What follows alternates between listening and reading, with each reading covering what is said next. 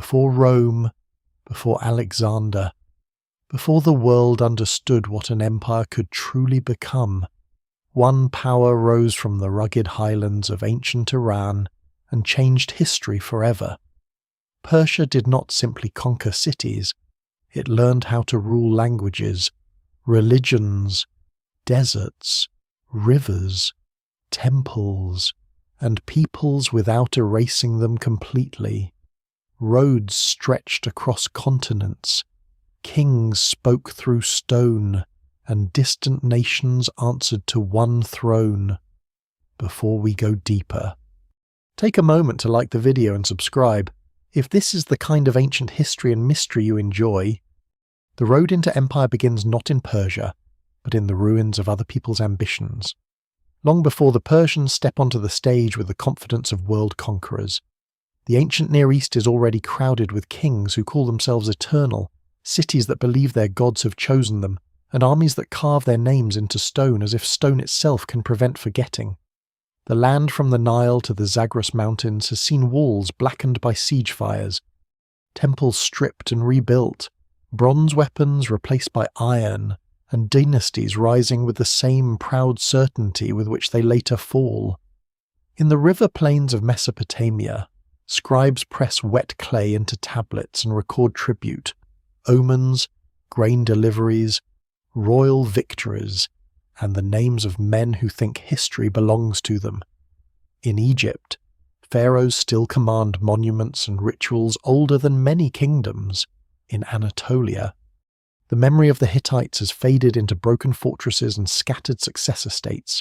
In Assyria, kings build palaces covered in scenes of conquest, hunting, deportation, and divine approval. The world is not waiting for empire to be invented. It is waiting for someone to discover how empire can survive itself.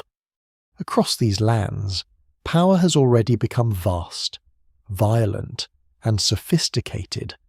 Assyria in particular comes close to something terrifyingly modern in its scale.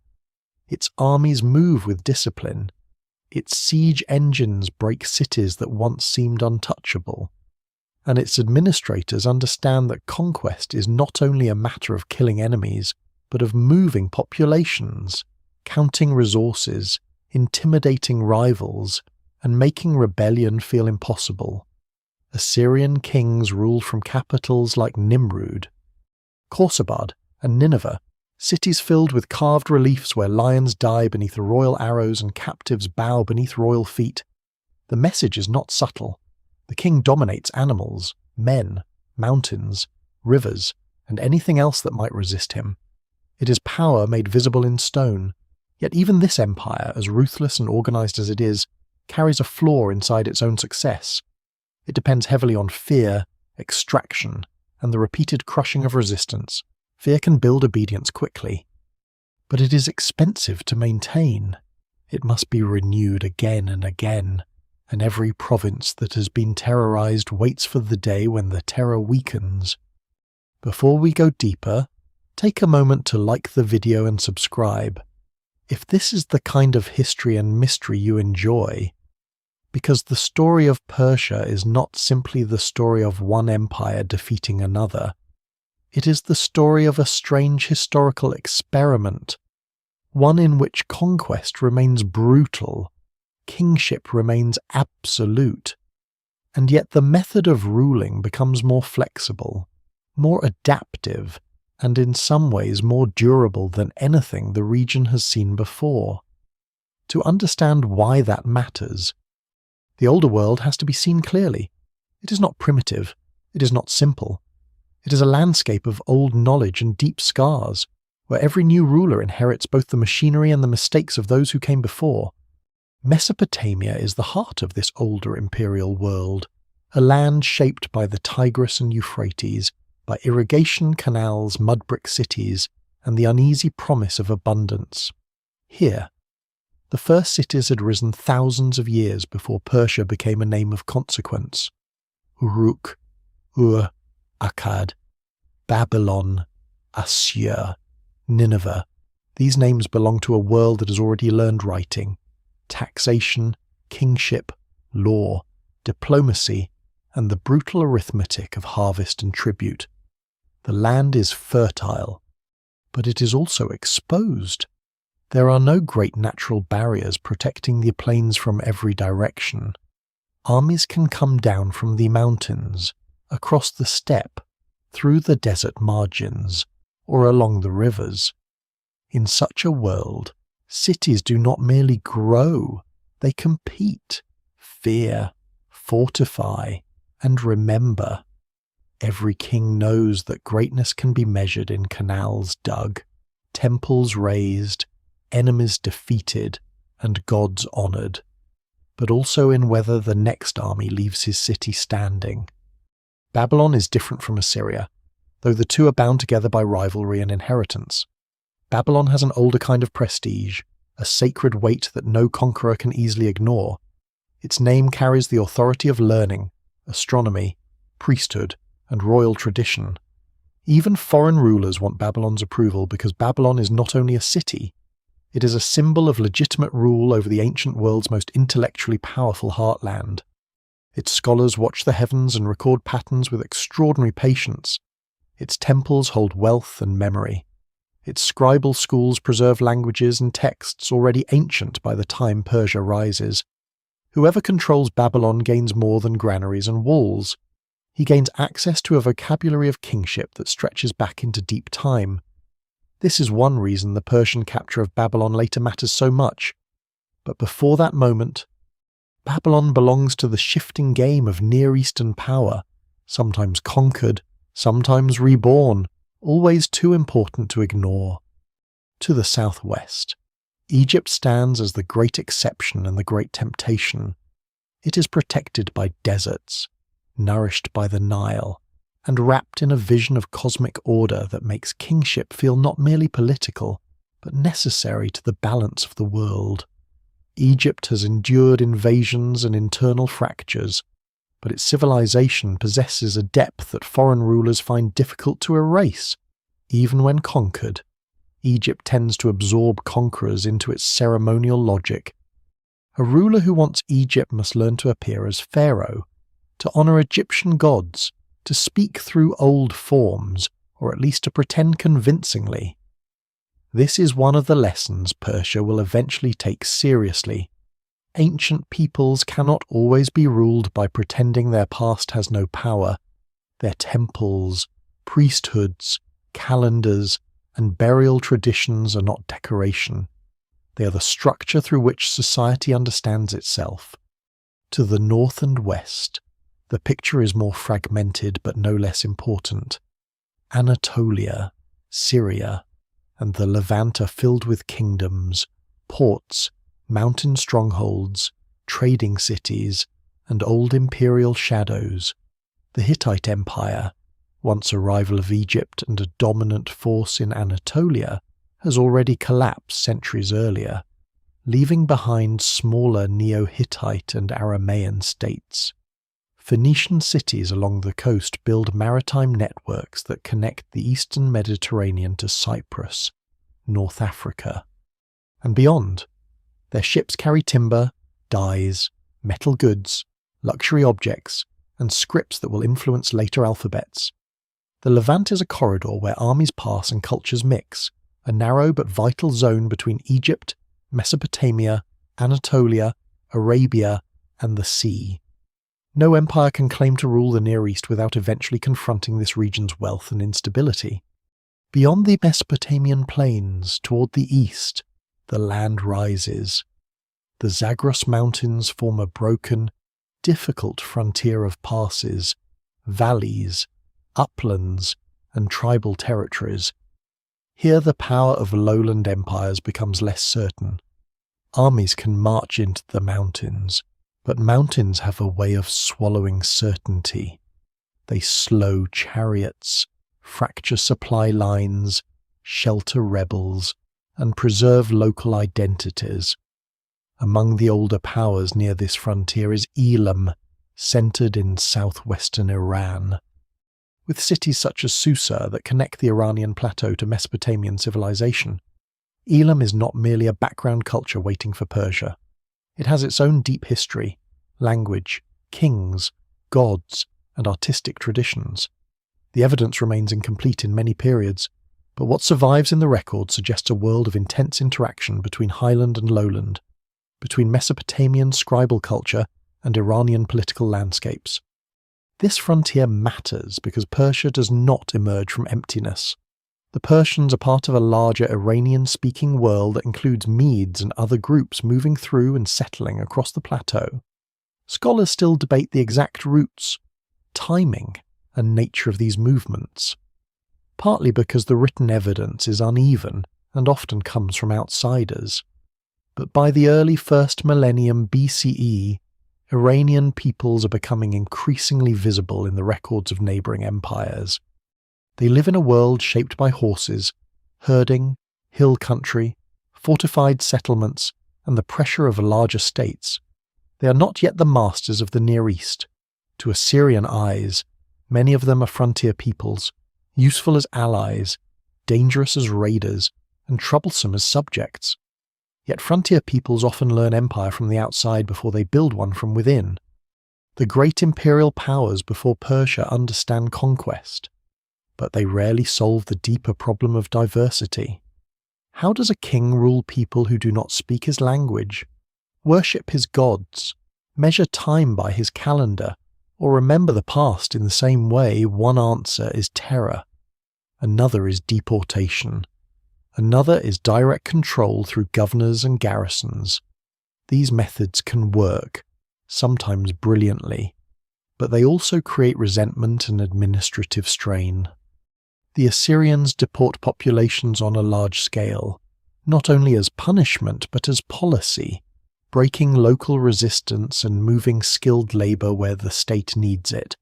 This can strengthen the centre, but it also leaves behind memories of trauma: Babylonian, Egyptian, Judean, Elamite, and other communities do not simply forget being handled like pieces on an imperial board. When Assyria finally collapses near the end of the 7th century BCE, the shock must have felt immense. Nineveh falls in 612 BCE to a coalition including Babylonians and Medes, and the empire that had seemed almost built into the order of things disintegrates with astonishing speed. No single explanation fully accounts for this collapse. Military overextension, succession struggles, internal revolts, ecological pressures, and the hatred of conquered peoples all likely play a role. What matters for Persia's story is that the fall of Assyria leaves both a warning and an opportunity. The warning is clear: even the most feared empire can vanish when its enemies gather and its internal strength fails. The opportunity is equally clear: the old imperial map is open again. Out of that opening, new powers rise. Babylon enjoys a final brilliant age under the Neo-Babylonian dynasty. Egypt remains ambitious. The Medes hold influence across parts of the Iranian world. Lydia grows wealthy in western Anatolia, where coinage and commerce help shape a different kind of power. Around them all are smaller kingdoms, sanctuaries, tribes, ports, and cities watching the balance shift. This is the world into which Persia begins to move, not a blank stage, but a crowded room full of old rivals, sacred claims, useful inventions, and dangerous lessons. The Persians will not create empire from nothing. They will gather the broken tools of earlier empires, discard some, refine others, and add something that changes the scale of rule. The first true empire is born. Then, from memory as much as ambition, it rises because the Near East has already spent centuries experimenting with domination and survival. It rises because roads already matter, scribes already count, temples already legitimize kings, and conquered peoples already know how to endure. Persia's genius will not be innocence. It will be adaptation. And somewhere beyond the older cities, beyond Babylon's tablets and Assyria's shattered palaces, beyond Egypt's river and Elam's ancient courts, the highlands are waiting. The highlands do not announce themselves like Babylon. They do not rise as one glittering city beside a sacred river, full of towers, tablets, priests, and royal processions. They appear instead as distance, as ridgelines, as hard roads, as valleys that can hide whole communities from the ambitions of lowland kings. East of Mesopotamia, the land folds upward into the Zagros Mountains, where the air thins, the seasons sharpen, and power moves differently. Armies from the plains can enter these mountains, but they cannot easily think like them. A campaign that seems simple on a clay tablet becomes a struggle against passes, snow, hunger, local guides, and men who know where the track vanishes behind a ridge. This is the edge where the Persian story begins to gather shape, not yet as empire, not yet as destiny, but as a frontier of pressure and possibility. To the people of the river plains, the mountains are both barrier and reservoir. They block easy movement, but they also send down timber, stone, metals, animals, warriors, and trouble.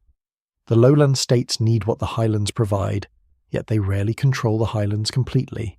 For centuries, Mesopotamian kings look east with a mixture of desire and suspicion.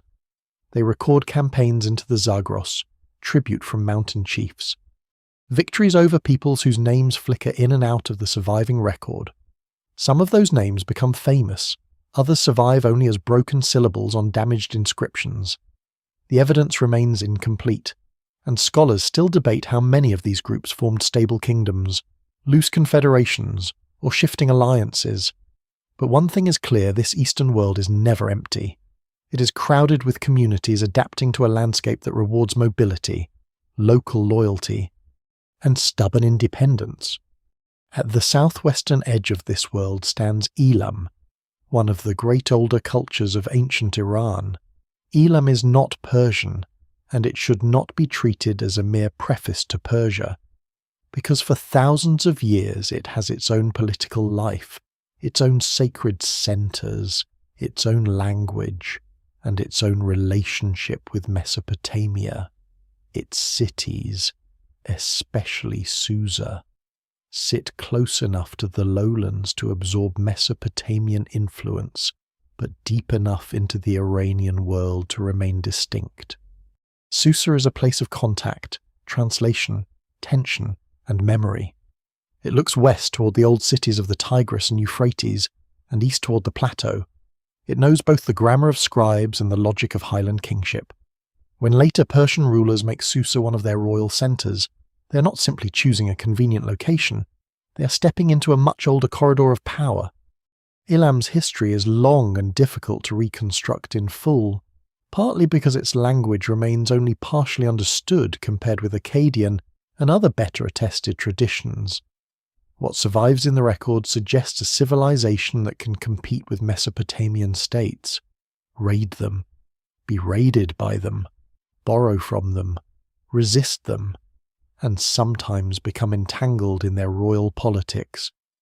Elamite rulers appear in Mesopotamian texts as enemies, allies, and rivals.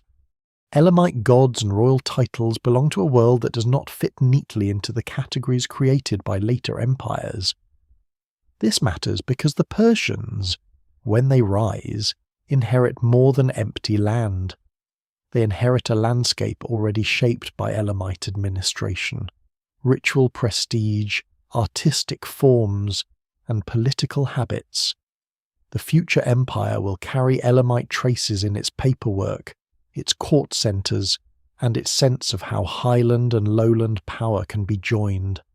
Farther north and east, Iranian-speaking peoples are settling into the plateau. Their arrival and formation are not a single clean event. No ancient chronicler stands at the border to record the moment when the Iranians enter history in a neat line.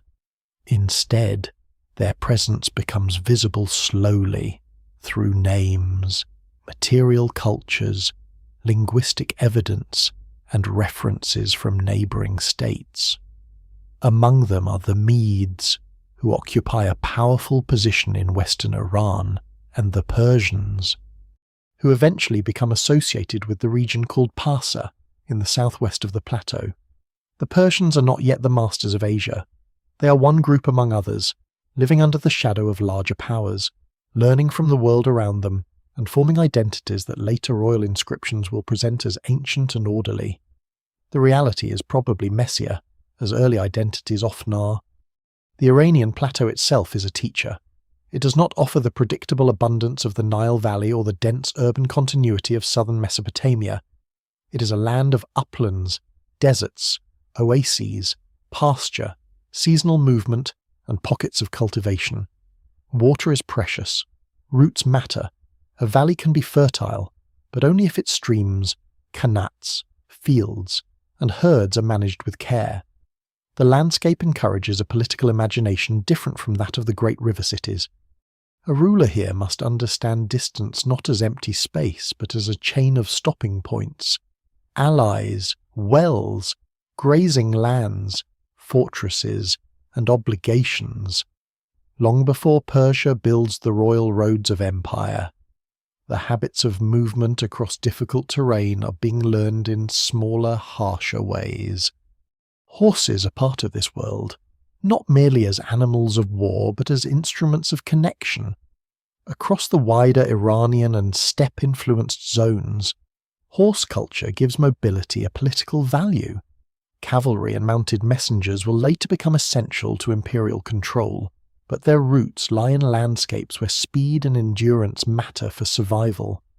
The Persians and their neighbours live in contact with peoples for whom horses, chariots, and later mounted warfare reshape the balance between settled states and mobile groups.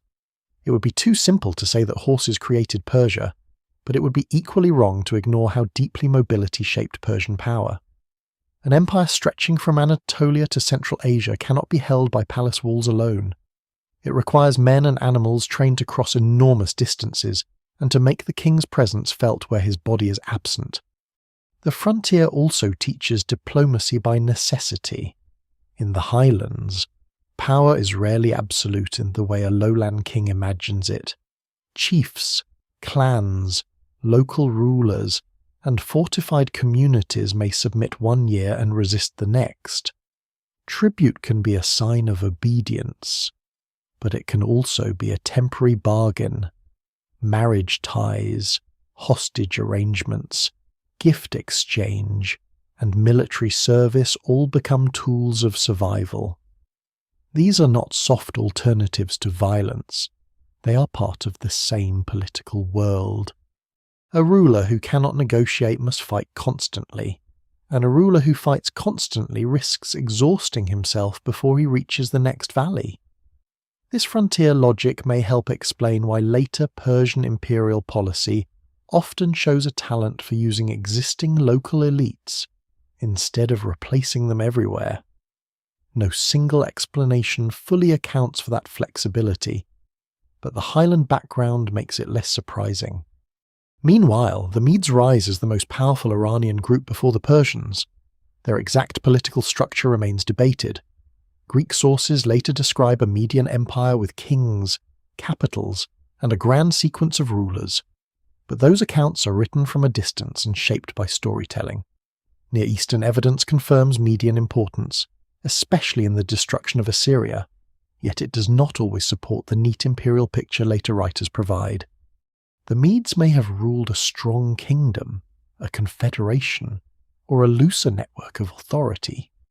Whatever the precise form, they matter because they stand between the older empires and the Persian future. They show that Iranian power can move beyond tribal margins and become a force capable of changing the Near Eastern balance. The Persians grow within this world of Elamite inheritance, Median pressure, Assyrian memory, and plateau discipline. They learn from the old cities without becoming merely another lowland dynasty. They learn from their mountains without remaining trapped inside local politics. Their homeland does not seem like the obvious birthplace of a world empire, and perhaps that is part of the point.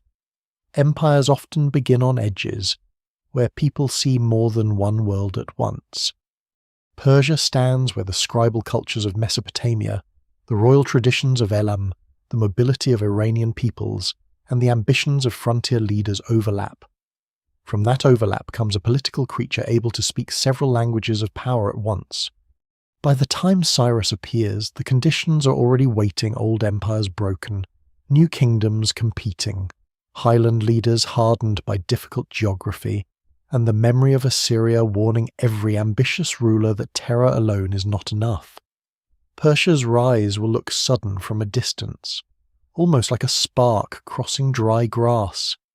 But beneath that spark lies a long preparation of terrain, culture, pressure, and borrowed knowledge. The mountains have been watching the plains for centuries. Soon, the plains will have to look back. Cyrus enters history through a haze of power, memory, and political storytelling. Later generations will make him a liberator, a chosen king, a wise conqueror, even a figure touched by divine favour. But the man himself first appears from the harder world of Iranian highland politics, where loyalty is negotiated and every rising ruler must decide whether to serve a greater power or break it. He is known to us as Cyrus the Great, yet before greatness becomes attached to his name, he is a Persian ruler under the shadow of the Medes. Persia does not begin as the obvious master of Western Asia. It begins as a subordinate force inside a wider Iranian world, watching Median authority stretch across the plateau and toward the ruins left by Assyria's fall. The Median kingdom remains one of the great puzzles behind Persia's rise. Greek writers later describe Median kings ruling almost like the Assyrians before them, with royal courts, succession struggles, and authority over many peoples. Near Eastern evidence confirms that the Medes are powerful, especially in the coalition that helps destroy Assyria, but the exact shape of their state remains uncertain. Scholars still debate whether the Medes possessed a centralized empire or a looser confederation of rulers, chiefs, and allied peoples. That uncertainty matters because Cyrus's revolt looks different depending on what he overthrows. If Media is formal, Cyrus captures an imperial machine. If it is looser, Cyrus reorganizes an unstable network around himself. The stories told about Cyrus's birth and rise are full of danger, prophecy, and reversal. In later traditions, the Median king Astyages dreams that his grandson will overthrow him and tries to prevent the child's survival. Such tales belong to a familiar ancient pattern: the threatened king, the hidden child, the return of destiny. They are powerful stories, but they cannot be treated as simple fact. Ancient societies often use birth legends to explain political upheaval as something written to the order of the world. The evidence remains incomplete, and the safest path is to see the legend as a window into how people wanted to remember Cyrus, not necessarily how his childhood unfolded. Behind the legend, there is probably a sharper political reality. Cyrus, king of Anshan in the Persian sphere, belongs to a ruling family that can claim local legitimacy and perhaps Elamite Iranian connections older than the revolt itself. Anshan is not the centre of the world, but it is not insignificant. It links the Persians to the older landscapes of southwestern Iran and to the prestige of earlier royal traditions. When Cyrus acts, he does not act as an unknown tribal chief appearing from nowhere. He has a base, a name, followers, and a place in the regional order. The Persians around him are likely bound by kinship, military service, local loyalties, and the promise that a bold ruler might bring them more than survival under Median superiority. The confrontation with Astyages, usually dated to the mid-6th century BCE, becomes the turning point. Babylonian records, more sober than later legend, indicate that Astyages marches against Cyrus, but his own army turns against him and hands him over. It is a small surviving note with enormous consequences. The detail suggests that Cyrus's victory may have depended not only on battlefield strength, but on elite defection. A king can survive enemy hatred more easily than the collapse of trust among his own men. If Astyages' forces truly betrayed him, then Cyrus did not simply defeat Media from outside. He pulled part of Median power into his own orbit. After the fall of Astyages, Cyrus seems to choose incorporation over erasure. Later sources suggest he treats the defeated Median king with restraint, though the details are uncertain. Whether every account is reliable or not, the broader Persian pattern points toward practical absorption. Medes do not vanish from the new order. They remain important within Persian imperial society, appearing as nobles, officials, and military partners. This is one of the first signs of the method that will make Persia different from many earlier conquerors. Cyrus's victory transforms former masters into part of a larger ruling world, giving the conqueror not only land but legitimacy, manpower, experience, and networks already built by others. This is where the word Persian begins to expand beyond a homeland. At first, it refers to a people from Parsa, a regional identity rooted in the Iranian plateau. Under Cyrus, it becomes the name attached to a new imperial force. Yet the early empire is not purely Persian in any narrow sense. It is already hybrid, drawing on Median power, Elamite administrative habits, Mesopotamian scribal knowledge, and the frontier skills of highland peoples. The king at the centre may be Persian, but the machine forming around him is larger than one people. Once Median power is under his control, Cyrus is suddenly a player in the grand politics of Western Asia. Lydia, wealthy and powerful in Western Anatolia, cannot ignore him. Babylon watches him. Smaller states must choose whether to resist, submit, or wait. No single explanation fully accounts for this sudden transformation. Military talent, political timing, elite alliances, inherited Median networks, and the exhaustion of older powers all likely contribute. But Cyrus's distinctive gift appears to lie in turning victory into momentum, without letting each conquest become a dead weight.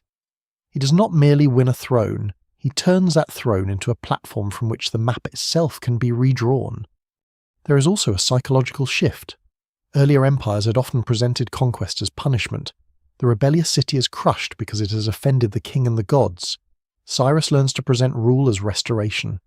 This does not mean Persian conquest is gentle. Armies still march, cities still surrender, enemies still die, and tribute still flows upward. But the message changes.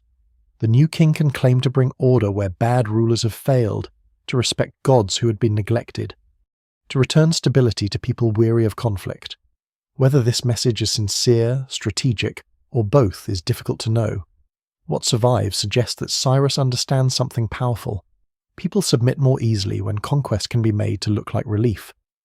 The Persian project is still young, and its greatest symbolic prize remains ahead.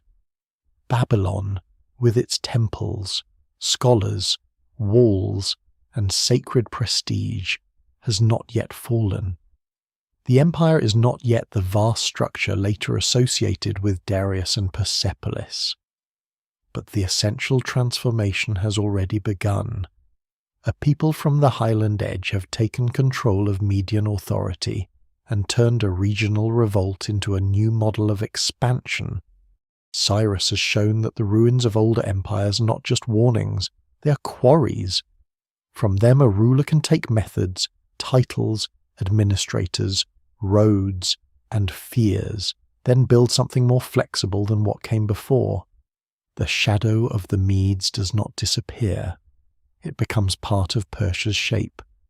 Babylon does not fall like an ordinary city. It is too old for that, too heavy with meaning, too deeply buried in the imagination of the ancient Near East. When Cyrus turns toward it, he is not merely aiming at walls, canals, granaries, and royal treasure.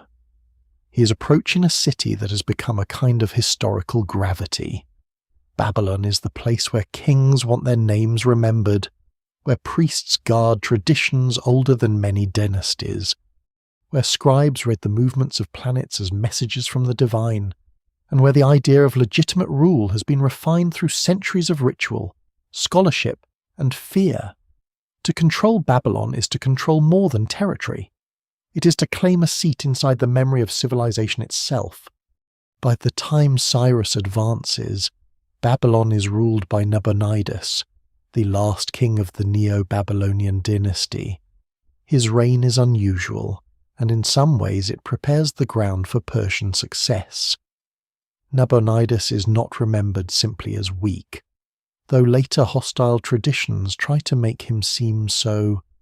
He is a complicated ruler with strong religious interests, especially devotion to the moon god Sin. He spends years away from Babylon, residing at Tama in Arabia, while his son Belshazzar acts in his place. Scholars still debate exactly why Nabonidus leaves the city for so long. Some explanations emphasize trade routes and Arabian strategy. Others emphasize religion, illness, political conflict, or a combination of pressures. What survives in the record suggests a kingdom whose king has become distant from Babylon's most powerful sacred expectations. That distance matters because Babylon is not a city that can be ruled only from a throne room. Its temples, especially the Temple of Marduk, form part of the machinery of kingship. A Babylonian king must perform the correct rituals, honor the correct gods, and appear inside the ancient rhythm of the city's sacred calendar. If he fails, even for reasons that might seem practical to outsiders, he risks making his rule feel unstable. The priests of Babylon are not merely religious figures. They are guardians of legitimacy, property, archives, and social memory. A ruler who alienates them may still command soldiers, but he loses something more subtle, the sense that the world is properly ordered around him. Cyrus seems to understand this weakness with extraordinary clarity. Persian conquest is not gentle in some modern sentimental sense, but it is often intelligent. Cyrus does not present himself to Babylon as a destroyer of civilization. He presents himself as the answer to bad kingship. Later Babylonian texts, especially the famous Cyrus Cylinder, describe him as chosen by Marduk to restore order after Nabonidus failed. This is royal propaganda, and it should be treated carefully. It tells us less about Cyrus's private beliefs than about the public language he and his administrators choose to use. But that choice is revealing. Instead of mocking Babylon's gods or replacing them with Persian ones, Cyrus enters the city's own sacred vocabulary. He allows Babylon to explain its conquest as restoration. The campaign itself unfolds with remarkable speed. In 539 BCE, Persian forces move against the Babylonian kingdom. The Battle of Opis, near the Tigris, appears to be a decisive moment, though the surviving evidence is brief and leaves much unclear. Babylonian records suggest fighting, defeat, and possibly harsh treatment afterward. The exact scale of violence remains uncertain, but the result is not. The Babylonian military position collapses. Sippar falls without major resistance. Then Persian forces enter Babylon. The ancient city, famous for its massive defences, does not endure a long, legendary siege in the way later imagination sometimes prefers.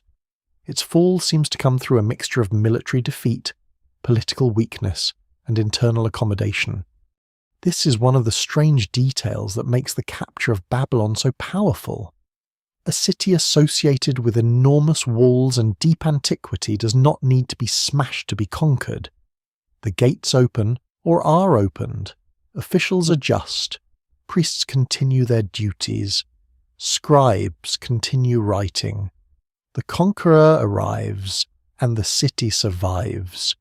No single explanation fully accounts for the relatively smooth transfer of power. Some people in Babylon may have welcomed Cyrus, especially if they disliked Nabonidus. Others may have submitted because resistance seemed useless after the Persian victory in the field. Still others may have simply recognized what old cities often recognize: a city can outlive kings if it bends at the right moment. Cyrus does not immediately erase Babylonian institutions. That restraint is not softness, it is strategy. The empire he is building needs Babylon's scribes, treasuries, agricultural systems, temples, and administrative expertise. Destroying such a city would be like burning the map after winning the road. Instead, Cyrus takes the title of King of Babylon and positions himself within the old order. His son Cambyses participates in Babylonian ritual roles, helping bind the new dynasty to local expectations. The Persians gain the city, but Babylon retains enough of itself to make the conquest workable. One of the most important consequences of this policy is seen in the treatment of displaced peoples and cult images. Babylonian and Assyrian imperial traditions had often moved gods, treasures, and populations as part of conquest. Cyrus's inscriptions present him as a restorer who returns divine images to their sanctuaries and allows communities to rebuild sacred life. The best-known case in a later memory is the Judean community, whose exile in Babylon becomes one of the defining traumas of biblical history. Persian rule allows some Judeans to return and rebuild the temple in Jerusalem, though the process is gradual, complicated, and not a simple mass homecoming. The evidence remains incomplete for many communities, but the policy fits a larger Persian pattern stabilize the empire by supporting local religious structures rather than forcing every people into one imperial mold. This does not mean the Persians are ruling out of pure tolerance in the modern sense. Tribute still matters, loyalty still matters, rebellion can still be punished, imperial power remains hierarchical, and the king remains at the top of a world ordered around obedience. But the Persian method is different enough to be noticed. It recognizes that gods, temples, and local elites are not obstacles to rule if they can be made into pillars of rule. Babylon teaches Persia how valuable that insight can be. A conquered city that keeps its rituals may become less likely to burn itself down in resistance. A priesthood that sees the king as a restorer may help explain submission as cosmic order. A scribal class that keeps its archives can make empire function the next morning. For Cyrus, Babylon transforms kingship. Before this, he is already a great conqueror, master of Media and victor in Anatolia. After Babylon, he becomes something larger, a ruler whose authority crosses cultural worlds of immense prestige. He is king in the Iranian highlands, heir to Median power, conqueror of Lydia, and now legitimate ruler of the old Mesopotamian heart. His empire stretches from the Aegean approaches deep into Asia, from mountain lands to river plains, from caravan routes to sacred cities. The scale is astonishing, but the deeper achievement is not only scale, it is the ability to make scale governable. Babylon's fall also leaves behind a question that follows Persia through the rest of its history. Can an empire rule many peoples by letting them remain themselves? The answer will never be simple. Some will benefit, some will resent, some will collaborate, some will rebel, and many will do all of these things at different moments. But in 539 BCE, when Cyrus takes Babylon without reducing it to ash, a new imperial possibility becomes visible. The city that once symbolized their ancient power does not disappear. It becomes part of something wider, and in that quiet absorption, Persia begins to look less like another conqueror and more like a system for holding the world together. The most startling thing about Persia's expansion is not that it conquers. Conquest is an old language in the ancient Near East, spoken by Assyrian siege engines, Babylonian kings, Egyptian campaigns, Anatolian fortresses, and generations of rulers who understand that power often begins with force. What makes Persia different is what happens after the gates open. A city falls, a king submits, an army lays down its weapons, and then, instead of a single imperial culture being hammered over everything beneath it, local life often continues with a strange degree of recognition. Temples keep functioning, priests keep guarding their rights, scribes keep writing in familiar languages. Local elites, if useful and loyal, may remain in place. The conquered world is not treated as if it must be scraped clean before Persian rule can begin. It is treated more like an enormous existing machine, one that the king must learn to operate. This is not kindness in the simple sense. Persia is still an empire. An empire is never innocent. Tribute moves upward, labour is demanded, military service is required, rebellion can bring punishment, and the king's authority is not negotiable when the survival of the state is at stake. Yet the Persian achievement lies in recognizing that domination does not always require cultural destruction. Earlier powers had also used local rulers and religious legitimacy when it suited them.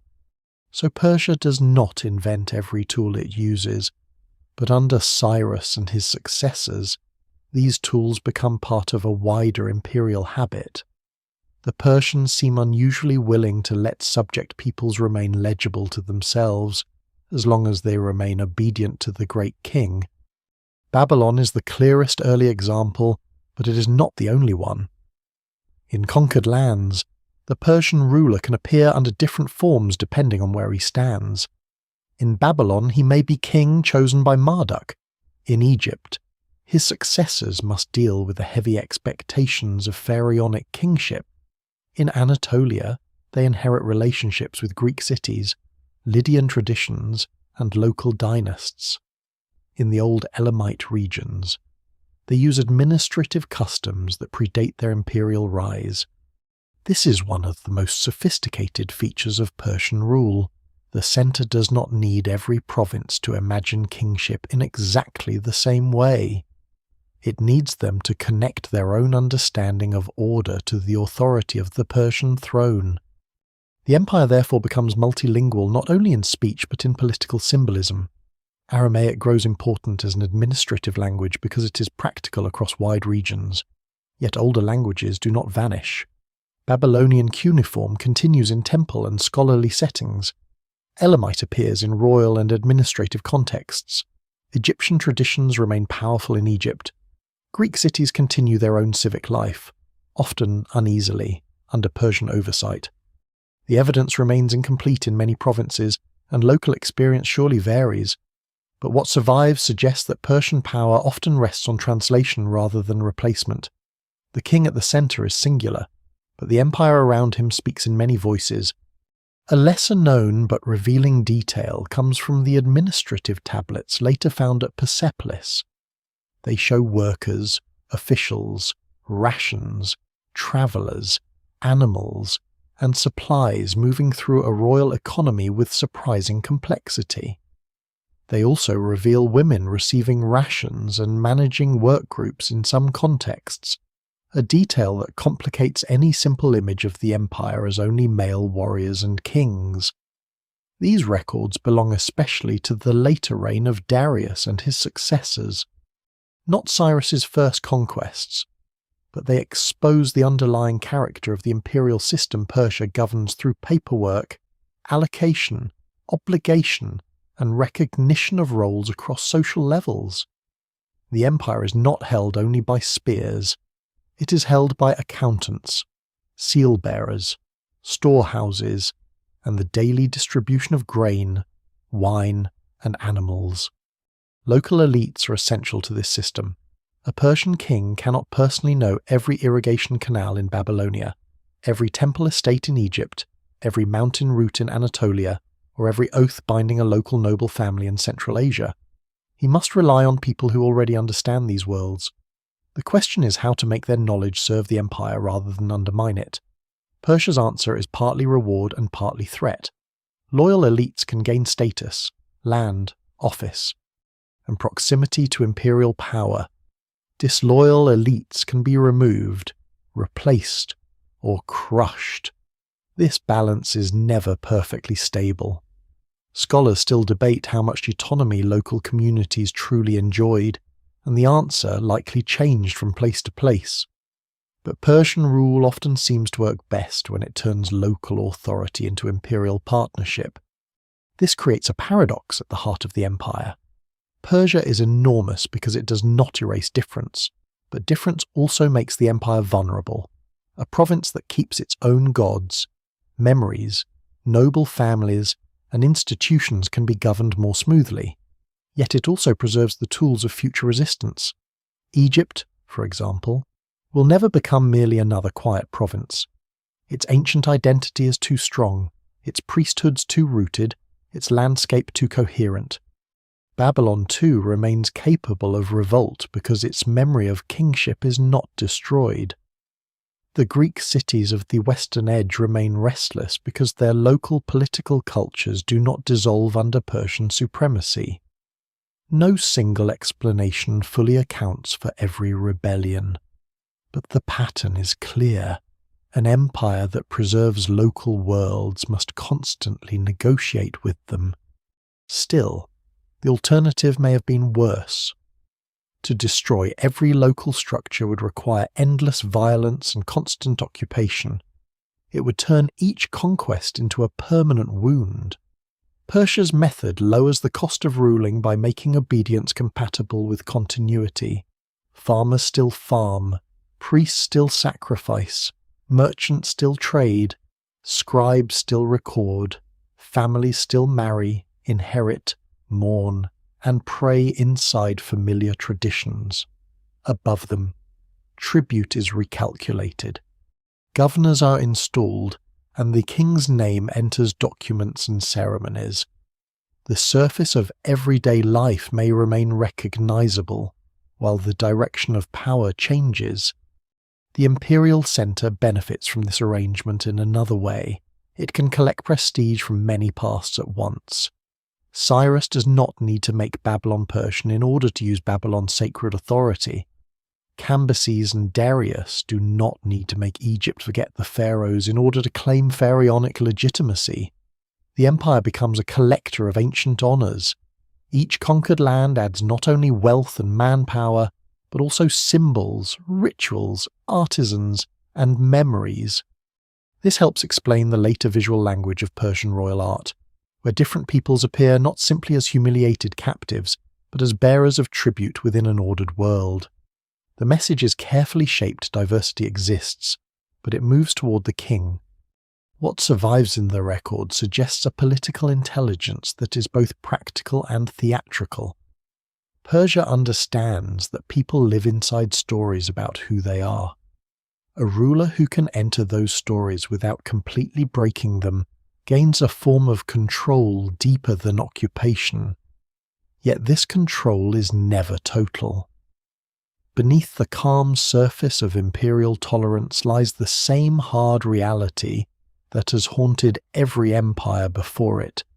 Obedience lasts only while enough people believe cooperation is safer, more profitable, or more sacred than resistance. Persia's first greatness is that it makes this bargain work on a scale the world has not seen before. Its danger is that every bargain must one day be renewed. An empire that stretches too far can die from silence.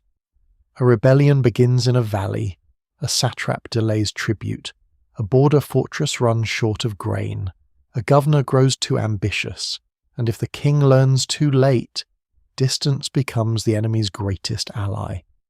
Persia's challenge is not simply to conquer lands from Anatolia to the Iranian plateau, from Babylonian fields to Central Asian edges.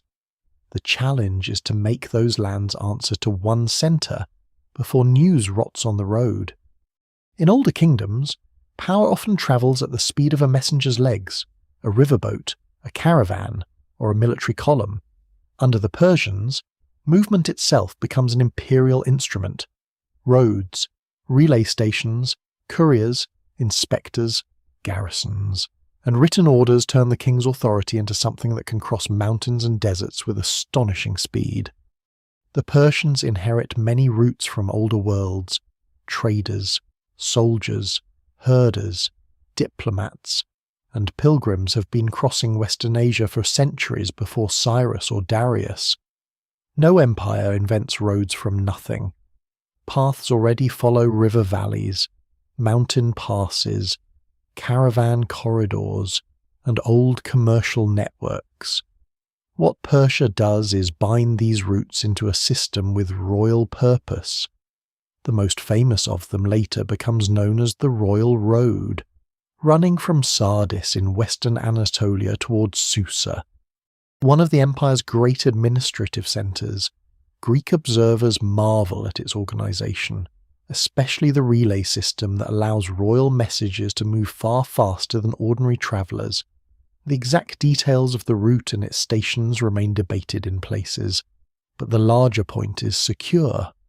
Persia understands that rule depends on communication as much as conquest. Along such roads, the empire gains a nervous system. A message sealed by authority can pass from rider to rider, each taking a fresh horse at appointed stations, carrying the king's command across distances that would otherwise separate provinces into different political worlds. This is not just efficient, it is psychological. The road tells local officials that the centre is not as far away as it seems. The king may be in Susa, Ecbatana, Babylon, Persepolis, or on campaign. But his orders can still arrive. His questions can still reach a governor. His anger can still travel. In a world where delay can become rebellion, speed becomes a form of intimidation. The couriers themselves are among the most striking figures in the Persian system. They are not wandering messengers hoping for hospitality wherever night finds them.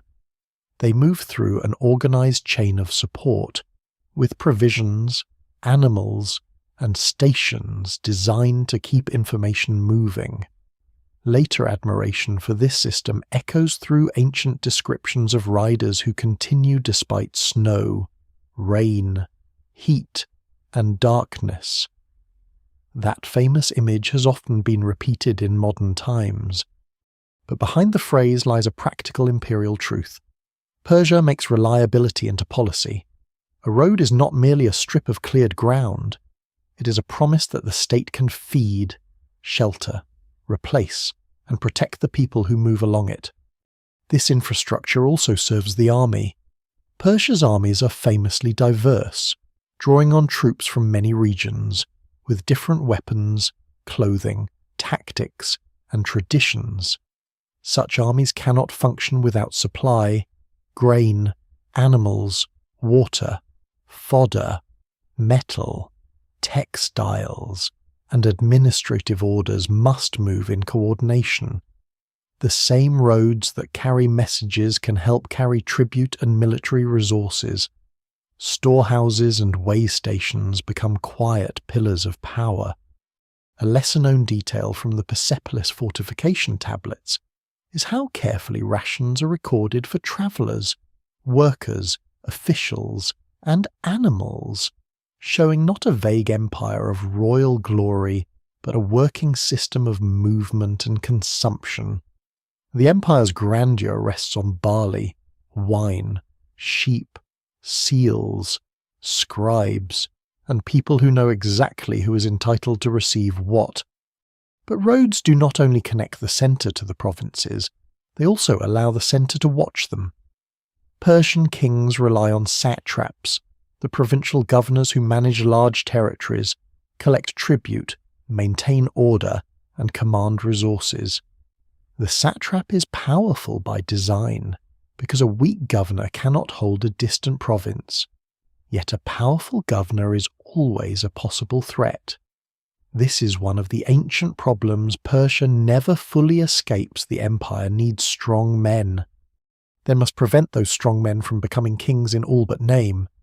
To manage this tension, the Persians develop overlapping lines of authority. Military commanders, treasurers, secretaries, royal inspectors, and court agents may all operate in ways that prevent any single provincial official from becoming invisible. The phrase often associated with this system is the king's eyes or king's eyes and ears, referring to inspectors or trusted observers who report back to the monarch.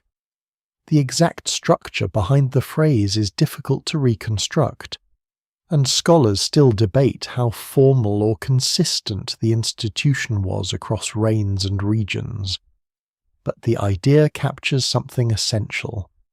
The great king cannot be everywhere, so he needs people who make his awareness feel present. Inspection is a form of power. A satrap who believes his accounts, troop numbers, alliances, and behaviour may be reported to court behaves differently from one who feels forgotten. Surveillance in Persia is not modern bureaucracy. but it is sophisticated enough to remind every official that distance is not complete safety.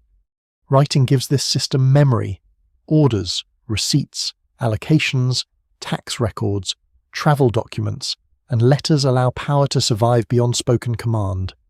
Aramaic becomes especially useful because it can travel widely across the empire as a language of administration, though it exists alongside many local languages and scripts.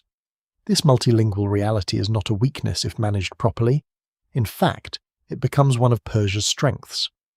The empire does not need every subject to speak Old Persian. It needs enough trained officials to translate authority into the language of the province and translate provincial resources back into the language of the court. The empire breathes through interpreters, scribes, and sealed documents. Seals are small objects, but they carry immense authority. A seal impression on clay can identify an office, a person, a transaction, or a command. It is a tiny mark that says the invisible machinery of empire has recognized this action.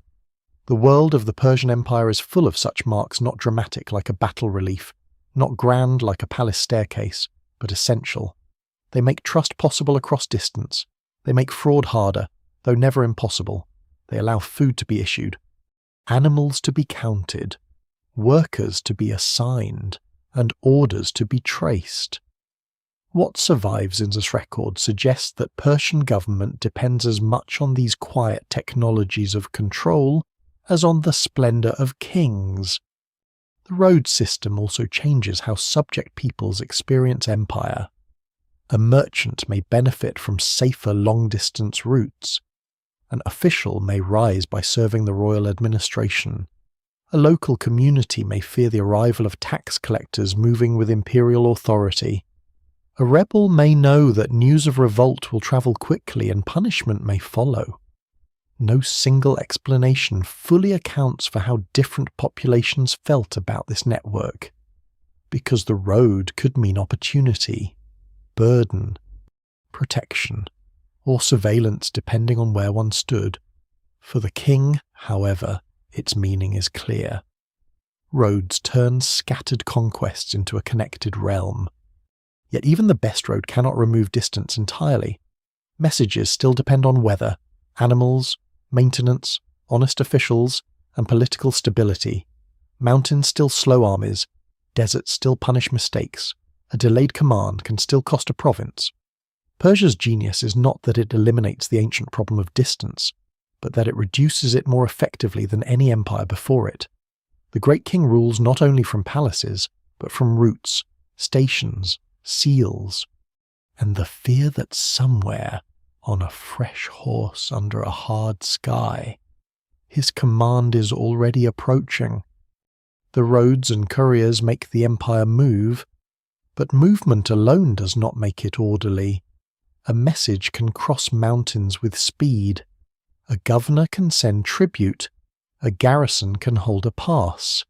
Yet the whole structure still depends on a deeper question. What exactly is the empire, and how is it to be measured under Cyrus? Persia expands with astonishing force and flexibility. Under Cambyses, it reaches Egypt and takes on the weight of pharaonic rule. But after Cambyses dies, the empire faces one of the most dangerous moments any vast state can face: uncertainty at the centre. In a smaller kingdom, a succession crisis can shatter a dynasty.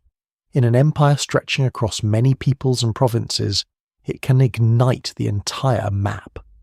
Darius enters this crisis not as the obvious heir in a simple royal line, but as a man who must explain why he deserves the throne. His own account, carved high into the cliff at Behistun, presents a dramatic story of deception, rebellion, and restoration. According to the inscription, a false king had seized power by pretending to be Bardia, the brother of Cambyses, and Darius, with a small group of noble allies, killed the impostor and restored rightful rule. This is one of the most important surviving documents from the Achaemenid world, but it is also royal propaganda, shaped by the needs of a new king defending a contested throne. Scholars still debate what truly happened. Was the defeated rival really an imposter? Or was he the genuine Bardia later branded false by the victor? The evidence remains incomplete, and no single explanation fully removes the suspicion that Darius's legitimacy had to be manufactured as carefully as his empire had to be governed. What matters is what happens after he survives. Darius does not simply inherit Persia, he reorganizes it. His reign gives the empire a more systematic shape, as if the vast conquests of Cyrus are being weighed, counted, divided, named, and made administratively visible. The empire becomes not only a collection of conquered lands but a set of provinces, obligations, roads, offices, archives, and royal claims, satrapies, or major provinces, become the framework through which tribute and authority are managed. The exact number and boundaries shift over time, and ancient sources do not always agree, but the principle is clear. The world under Persian rule must be divided into units large enough to matter and small enough to supervise. This is not merely geography, it is a way of thinking. To rule Egypt, Babylonia, Lydia, Media, Bactria, and the lands beyond, the king needs to know what each region can provide. Some provinces offer silver, others offer grain, horses, soldiers, timber, textiles, precious goods, or strategic access. Darius's empire measures diversity as revenue. It does not erase the differences between lands. It turns those differences into a schedule of imperial expectation. Herodotus later preserves a famous list of tribute payments, though his figures and categories must be used carefully. Even if the details are imperfect, they reflect a real Persian concern with assessed contribution. The empire is no longer only asking whether a people submits. It is asking what submission is worth. Coinage belongs to this world of measurement. The gold daric and silver siglos associated with Persian rule do not replace every local economy, and coin use varies across regions, but they represent a striking imperial tool. A stamped piece of precious metal bearing royal authority makes value portable, recognizable, and politically charged. Lydia had already been central to the early development of coinage before Persian conquest. So Persia is again adopting and enlarging an existing innovation rather than inventing it from nothing. But under Darius and his successors, coinage becomes part of the imperial landscape. The image of the royal archer on Persian coins quietly carries the king's presence into markets, payments, mercenary wages, and stores of wealth. It is a small object with a wide shadow. Darius also understands the power of inscription. At Behistun, his message is carved in Old Persian, Elamite, and Babylonian, placed on a cliff face where it is not easily read by ordinary passers-by, but where its very scale announces authority. The inscription shows Darius standing over a defeated enemy while bound rebels appear before him, each representing a challenge crushed in the early years of his reign. It is history as judgment.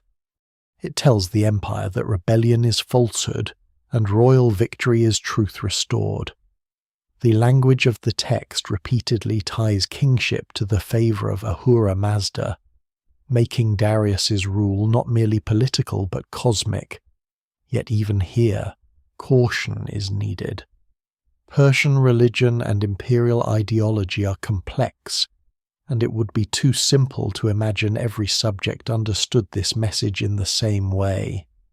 What survives in the record suggests that Darius presents himself as the defender of order against the lie, a claim flexible enough to speak to Persians while also fitting the broader ancient habit of sacred kingship. His inscriptions also do something subtler. They name the peoples of the empire. Lists of lands under Persian rule appear in royal texts, turning geography into a recited possession. This naming is not neutral. To name a land in an imperial inscription is to place it within the king's ordered world. Persians, Medes, Elamites, Babylonians, Egyptians, Lydians, Ionians, Bactrians, Sogdians, and others become part of a visible catalogue of rule. The diversity that might have threatened the empire becomes, in royal language, evidence of its greatness. The more peoples there are, the greater the king who holds them. The administrative system beneath this vision is less poetic but more important. Satraps govern provinces, but they do not act alone. Treasurers, scribes, military officers, and royal inspectors create overlapping structures of accountability. Tribute must be collected and transferred. Labour must be organised. Roads must be maintained. Official travellers must receive rations. Archives must preserve transactions. The empire under Darius is not a modern state, and its control is uneven by modern standards. But compared with earlier imperial systems, it shows a remarkable ability to coordinate scale. It accepts local variation while imposing a clearer imperial skeleton. Darius's reforms also reveal the empire's central tension. To measure the world is to make it governable, but also to make burdens more precise. Tribute that is assessed can feel heavier than tribute negotiated loosely. Roads that connect can also expose. Governors who collect efficiently can enrich the throne, but they can also provoke resentment. There is no empire without cost, and the Persian system, for all its brilliance, depends on extracting wealth from millions of people who did not choose the great king. The calm language of order hides the pressure of fields harvested, animals counted, silver weighed, and labour commanded. Still, Darius gives Persia the structure that allows it to endure beyond the energy of conquest. Cyrus had opened the imperial horizon. Darius measures it, inscribes it, taxes it, divides it, and teaches it to speak in the grammar of administration. Under him, empire becomes less like a storm and more like a machine. It still needs kings, armies, loyalty, and luck. But it now has something more durable than victory, a system for turning distance, diversity, and wealth into royal power.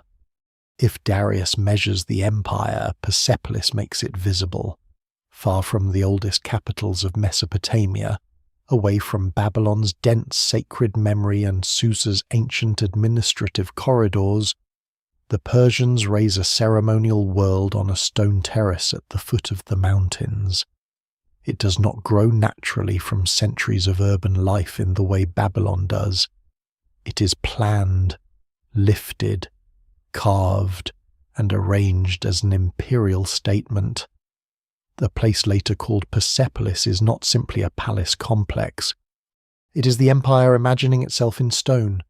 Here, the great king does not only rule provinces, collect tribute, and send commands along the roads.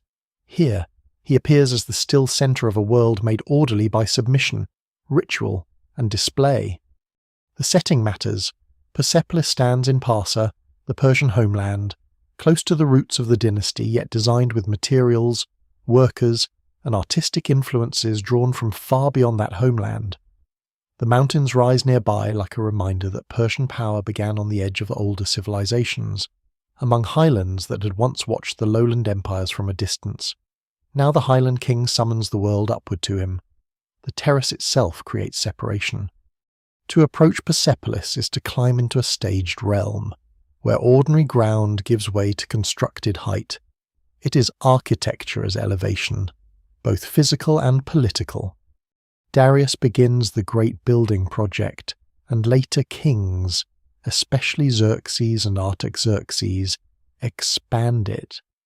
The work stretches across generations, which means Persepolis is not the dream of one ruler alone, but a dynastic performance continued by heirs. Scholars still debate the exact functions of the complex, especially the balance between ceremonial, administrative, residential, and symbolic use. It was not a capital in the ordinary urban sense, with the same kind of dense permanent population as Babylon. It was more like a royal stage, a seasonal and ritual centre where the empire could be gathered in image even when its peoples were scattered across thousands of miles. The most famous scenes at Persepolis show delegations from across the empire bringing offerings or tribute. They climb carved stairways in measured procession: Medes, Elamites, Babylonians, Egyptians, Lydians, Armenians, Bactrians, Ionians, Ethiopians, and many others, each marked by distinctive clothing, hairstyles, weapons, animals, and gifts. Some bring vessels, some lead horses, some carry textiles, some present precious goods from their regions. The visual message is extraordinary. These people are not shown as mutilated captives beneath the king's feet in the old Assyrian style. They are orderly, dignified, recognizable, and yet clearly subordinate. Their difference is preserved because their difference is useful. It proves the reach of the king. This is imperial theatre, but not empty theatre. It expresses the same logic that holds the empire together in practice. Local identities remain visible, but they move toward the centre. A man from Egypt does not become a Persian in the relief. A Lydian does not lose his cloak. A Bactrian does not need to be visually erased. Instead, each appears as himself within a larger choreography of obedience. The empire is not saying that all peoples are the same. It is saying that all peoples, in their variety, have a proper place under the great king. That is a subtler message than simple domination, and perhaps more powerful. The reliefs are calm, almost unnervingly calm. There is little of the chaos of battle, little of the screaming violence that fills many earlier monuments. Guards stand in perfect rhythm. Servants move with controlled grace. Lions attack bulls in symbolic scenes that may suggest cosmic cycles, royal power, seasonal renewal, or other meanings still debated by scholars. The evidence remains incomplete, and no single explanation fully accounts for every image. Yet the overall atmosphere is clear. Conflict has already been resolved. The world has been arranged before the viewer arrives. Persepolis does not show conquest happening. It shows conquest transformed into ceremony. The Apadana, the great audience hall, embodies this vision. Its tall columns once supported a vast roof, creating a space where royal presence could be amplified by scale, shadow, and repetition. Imagine entering such a hall as an envoy from a far province. The stone terrace is already behind you, the carved stairways beneath you, the guards around you, the columns rising above you like a forest shaped by command. The king may be only one man, but the architecture makes him feel like the meeting point of heaven, earth, and empire. In such a place, submission is not merely demanded, it is felt. A lesser-known detail comes from the construction records and tablets associated with the site, which reveal the human machinery behind the splendour. Persepolis was not built by faceless magic or impossible lost technology. It was built by organised labour, skilled workers, administrators, ration systems, and teams drawn from different parts of the empire.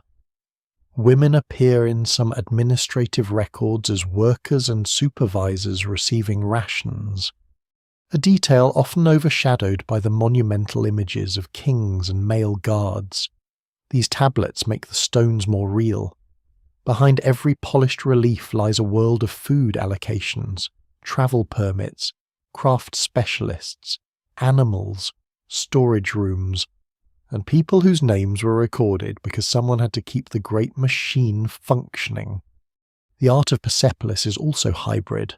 Persian royal design draws from Mesopotamian, Elamite, Egyptian, Anatolian, and Greek traditions, but it does not merely copy them. It reorganizes them into a style of imperial calm. The result is difficult to mistake for anything else. The columns, reliefs, stairways, gateways, and royal inscriptions all speak in a composed language of power. This ability to absorb and transform artistic influences mirrors the empire's political method.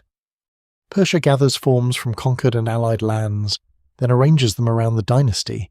Even beauty becomes evidence of administration. Persepolis may also have been tied to royal festivals and renewal ceremonies, though the exact nature of those events remains debated. Some have associated the delegation scenes with Nowruz, the New Year festival, but scholars differ over how confidently this can be stated for the Achaemenid period. What can be said is that Persepolis presents time itself as ordered, processions, seasonal imagery, repeated forms, and royal inscriptions all suggest a world in which the king's rule is part of a larger stability. Whether visitors came for specific festivals, audiences, tribute ceremonies, or administrative purposes, they encountered the same message: the empire is many, but the king is one. And yet Persepolis also reveals a vulnerability, because it is so carefully staged. It depends on the belief that the centre can hold. The reliefs show peoples approaching in harmony, but beyond the stone, provinces can rebel, satraps can plot, Greeks can resist, Egyptians can rise, and royal heirs can struggle for succession. The silence of the carvings is not the silence of reality. It is the silence of an ideal. Persia's genius is that it builds an ideal strong enough to shape behaviour. Its danger is that no image, however magnificent, can fully control the living world outside the frame. Still, for a time, Persepolis succeeds. It gives the empire a face, not the face of one conquered city, not the face of Babylon, Susa, or Ecbatana alone, but the face of a new kind of royal universe. The roads carry commands, the satrapies measure obligation, the tablets record rations, and here the stones explain what it all means. The world comes bearing gifts, the king receives, order stands on a terrace beneath the mountains, and Persia, once a highland people among older powers, now teaches the ancient world how empire can look when it wants to appear eternal. Beyond the palace stairways and royal inscriptions, the empire is not a single thing.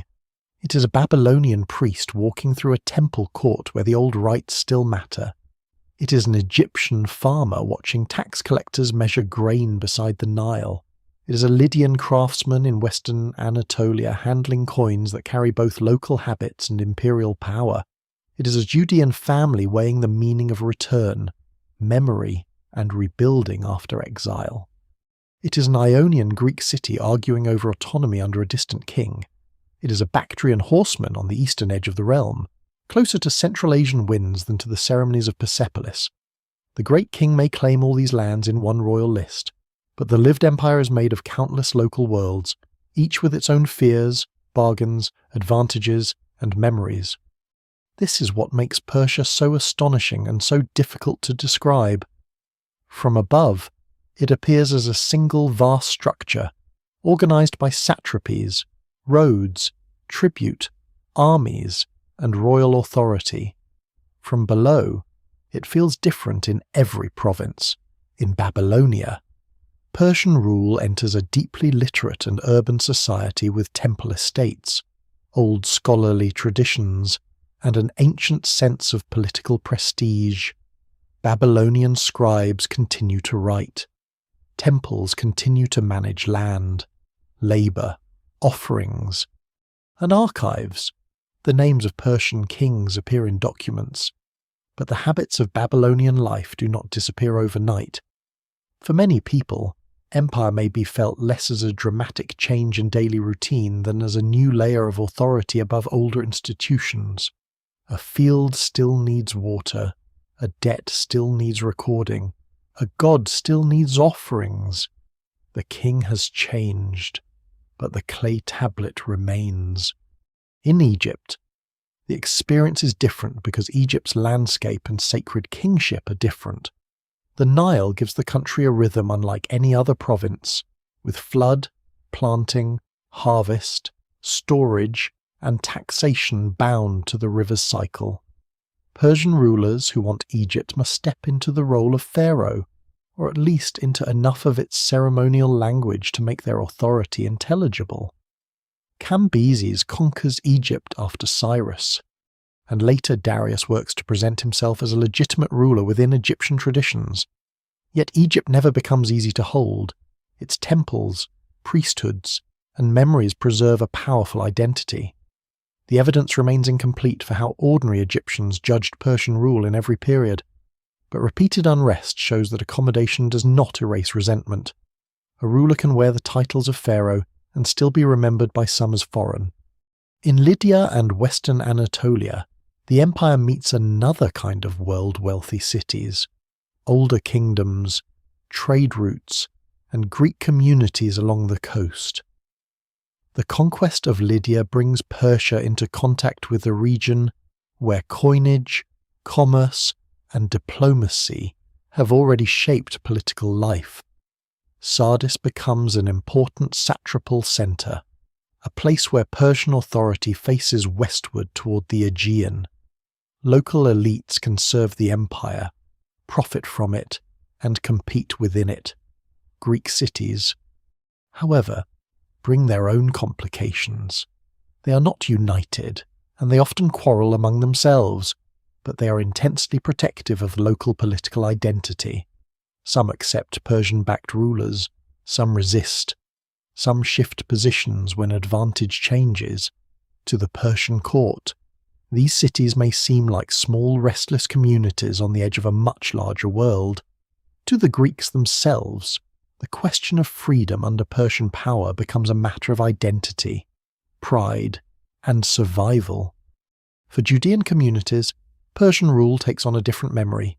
The Babylonian conquest had destroyed Jerusalem and carried part of its population into exile. Under Persian rule, some exiled Judeans are permitted to return and rebuild sacred life in Judah, including the Temple in Jerusalem. This policy later becomes deeply important in Jewish historical memory. Yet it should not be imagined as a simple scene where an entire people returns at once in joy and unity. The process is gradual, uneven, and full of social tension. Some remain in Babylonia, where Jewish life continues and grows. Those who return face the practical difficulties of land, authority, local opposition, and religious restoration. What survives in the record suggests that Persian support creates the possibility of rebuilding, but the community itself must struggle over what restoration means. In the eastern provinces, the empire looks different again. Bactria, Sogdiana, Arachosia, and other eastern regions stretch towards Central Asia and the Indian frontier, where landscapes of mountains, deserts, rivers, and steppe routes create another imperial reality.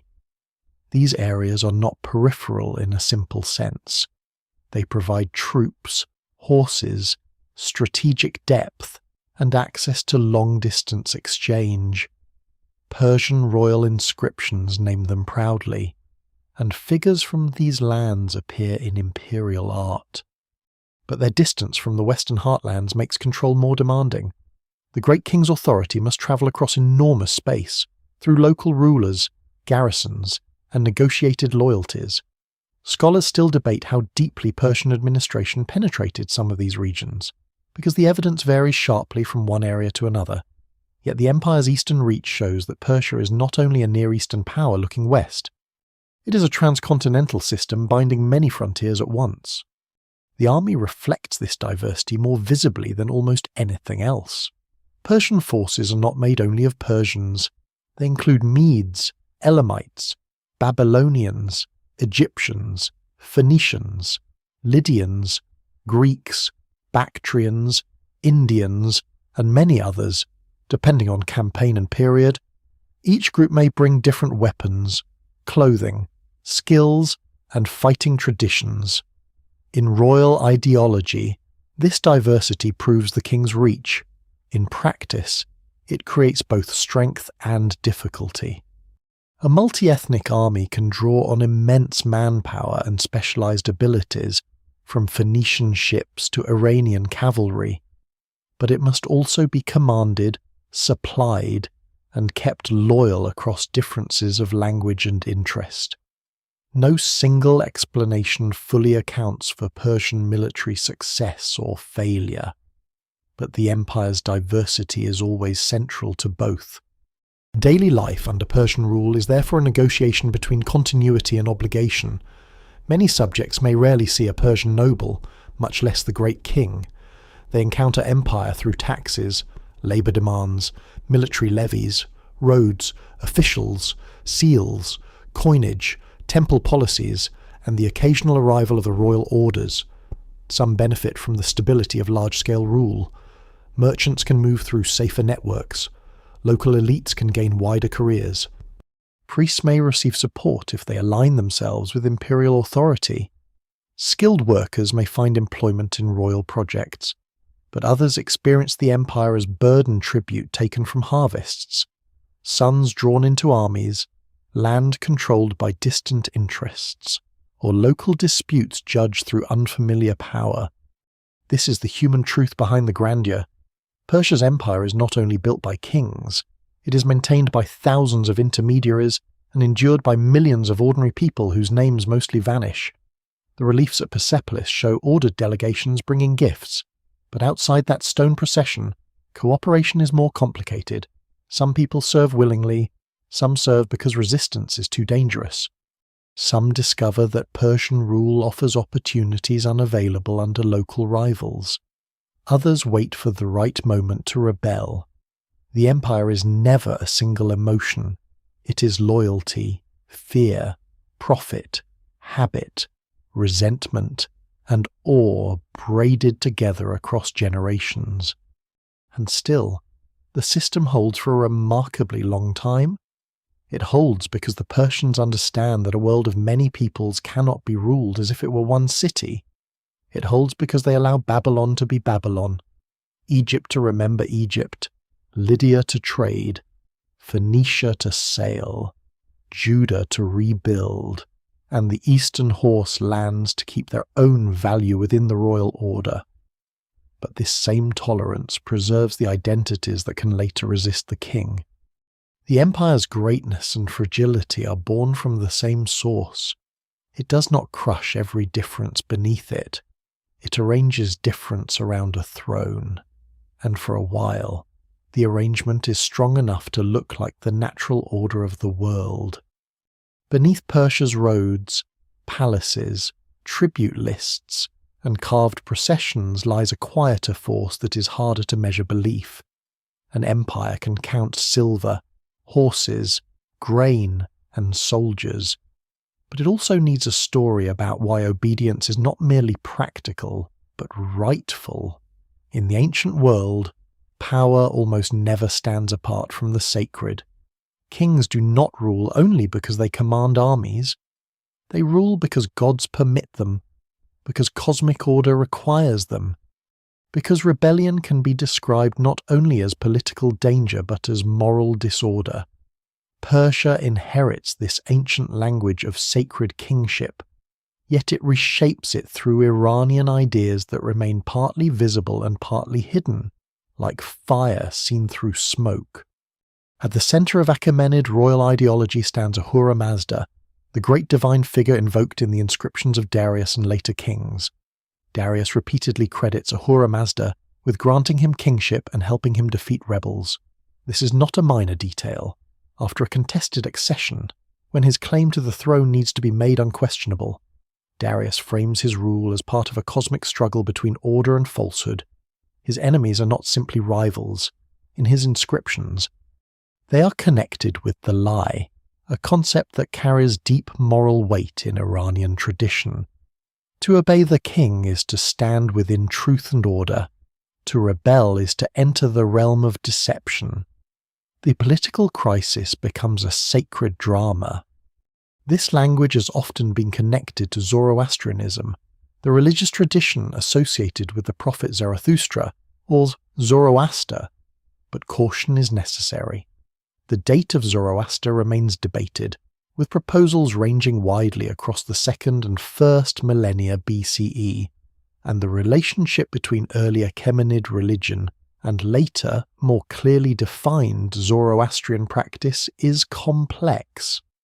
Scholars still debate how fully Zoroastrian the Achaemenid kings were in the later sense of that term. The evidence remains incomplete, and it would be too simple to imagine a single official religion imposed uniformly across the empire.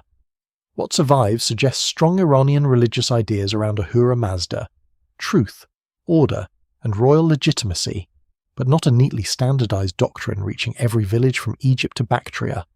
Fire becomes one of the most evocative symbols associated with ancient Iranian religion, though here too the details require care.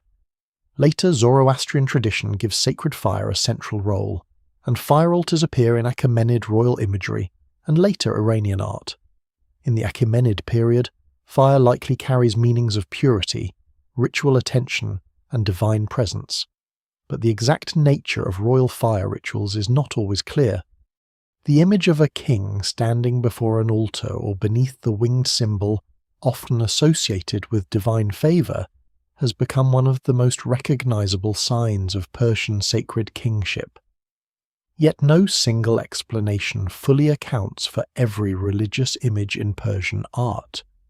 Some symbols may carry older Near Eastern influences, Iranian meanings, dynastic messages, or all of these at once. The Magi add another layer of mystery. They appear in Greek sources as a Median priestly group involved in ritual, interpretation, sacrifice, and sacred knowledge. Later traditions make the word Magi travel far from its Iranian origins, but in the Persian world they seem to belong to the religious specialists who help maintain royal and sacred practice. Their exact role under the Achaemenids remains difficult to reconstruct, because much of the evidence comes from outsiders who did not always understand what they were seeing. Still, their presence suggests that Persian kingship does not rest on royal charisma alone. It requires ritual experts, inherited knowledge, and people able to manage the invisible relationship between throne, god, purity, omen, and order. What makes Persian religious policy remarkable is the way this royal ideology coexists with local sacred worlds. In Babylon, Cyrus can present himself as favoured by Marduk. In Egypt, Persian kings can adopt pharaonic forms and honour Egyptian gods. In Judah, Persian permission helps restore temple worship in Jerusalem. In Asia Minor, local cults continue under imperial oversight. This is not contradiction so much as imperial flexibility. The great king may personally invoke Ahura Mazda, but he does not need every subject to abandon their gods and speak in Persian religious terms. The empire's sacred strategy resembles its political strategy. Local traditions are allowed to continue if they can be aligned with imperial order. This flexibility does not mean there are no limits. Persian rulers can support temples, but they can also punish sanctuaries or local powers associated with rebellion. Religious tolerance in the Achaemenid world is not modern freedom of conscience. It is a policy of managed legitimacy. Temples are valuable because they organize communities, store wealth, preserve records, and explain authority. A loyal temple can help hold a province together. A hostile one can become a center of resistance. The Persians are often wise enough to know the difference, though not always able to prevent conflict.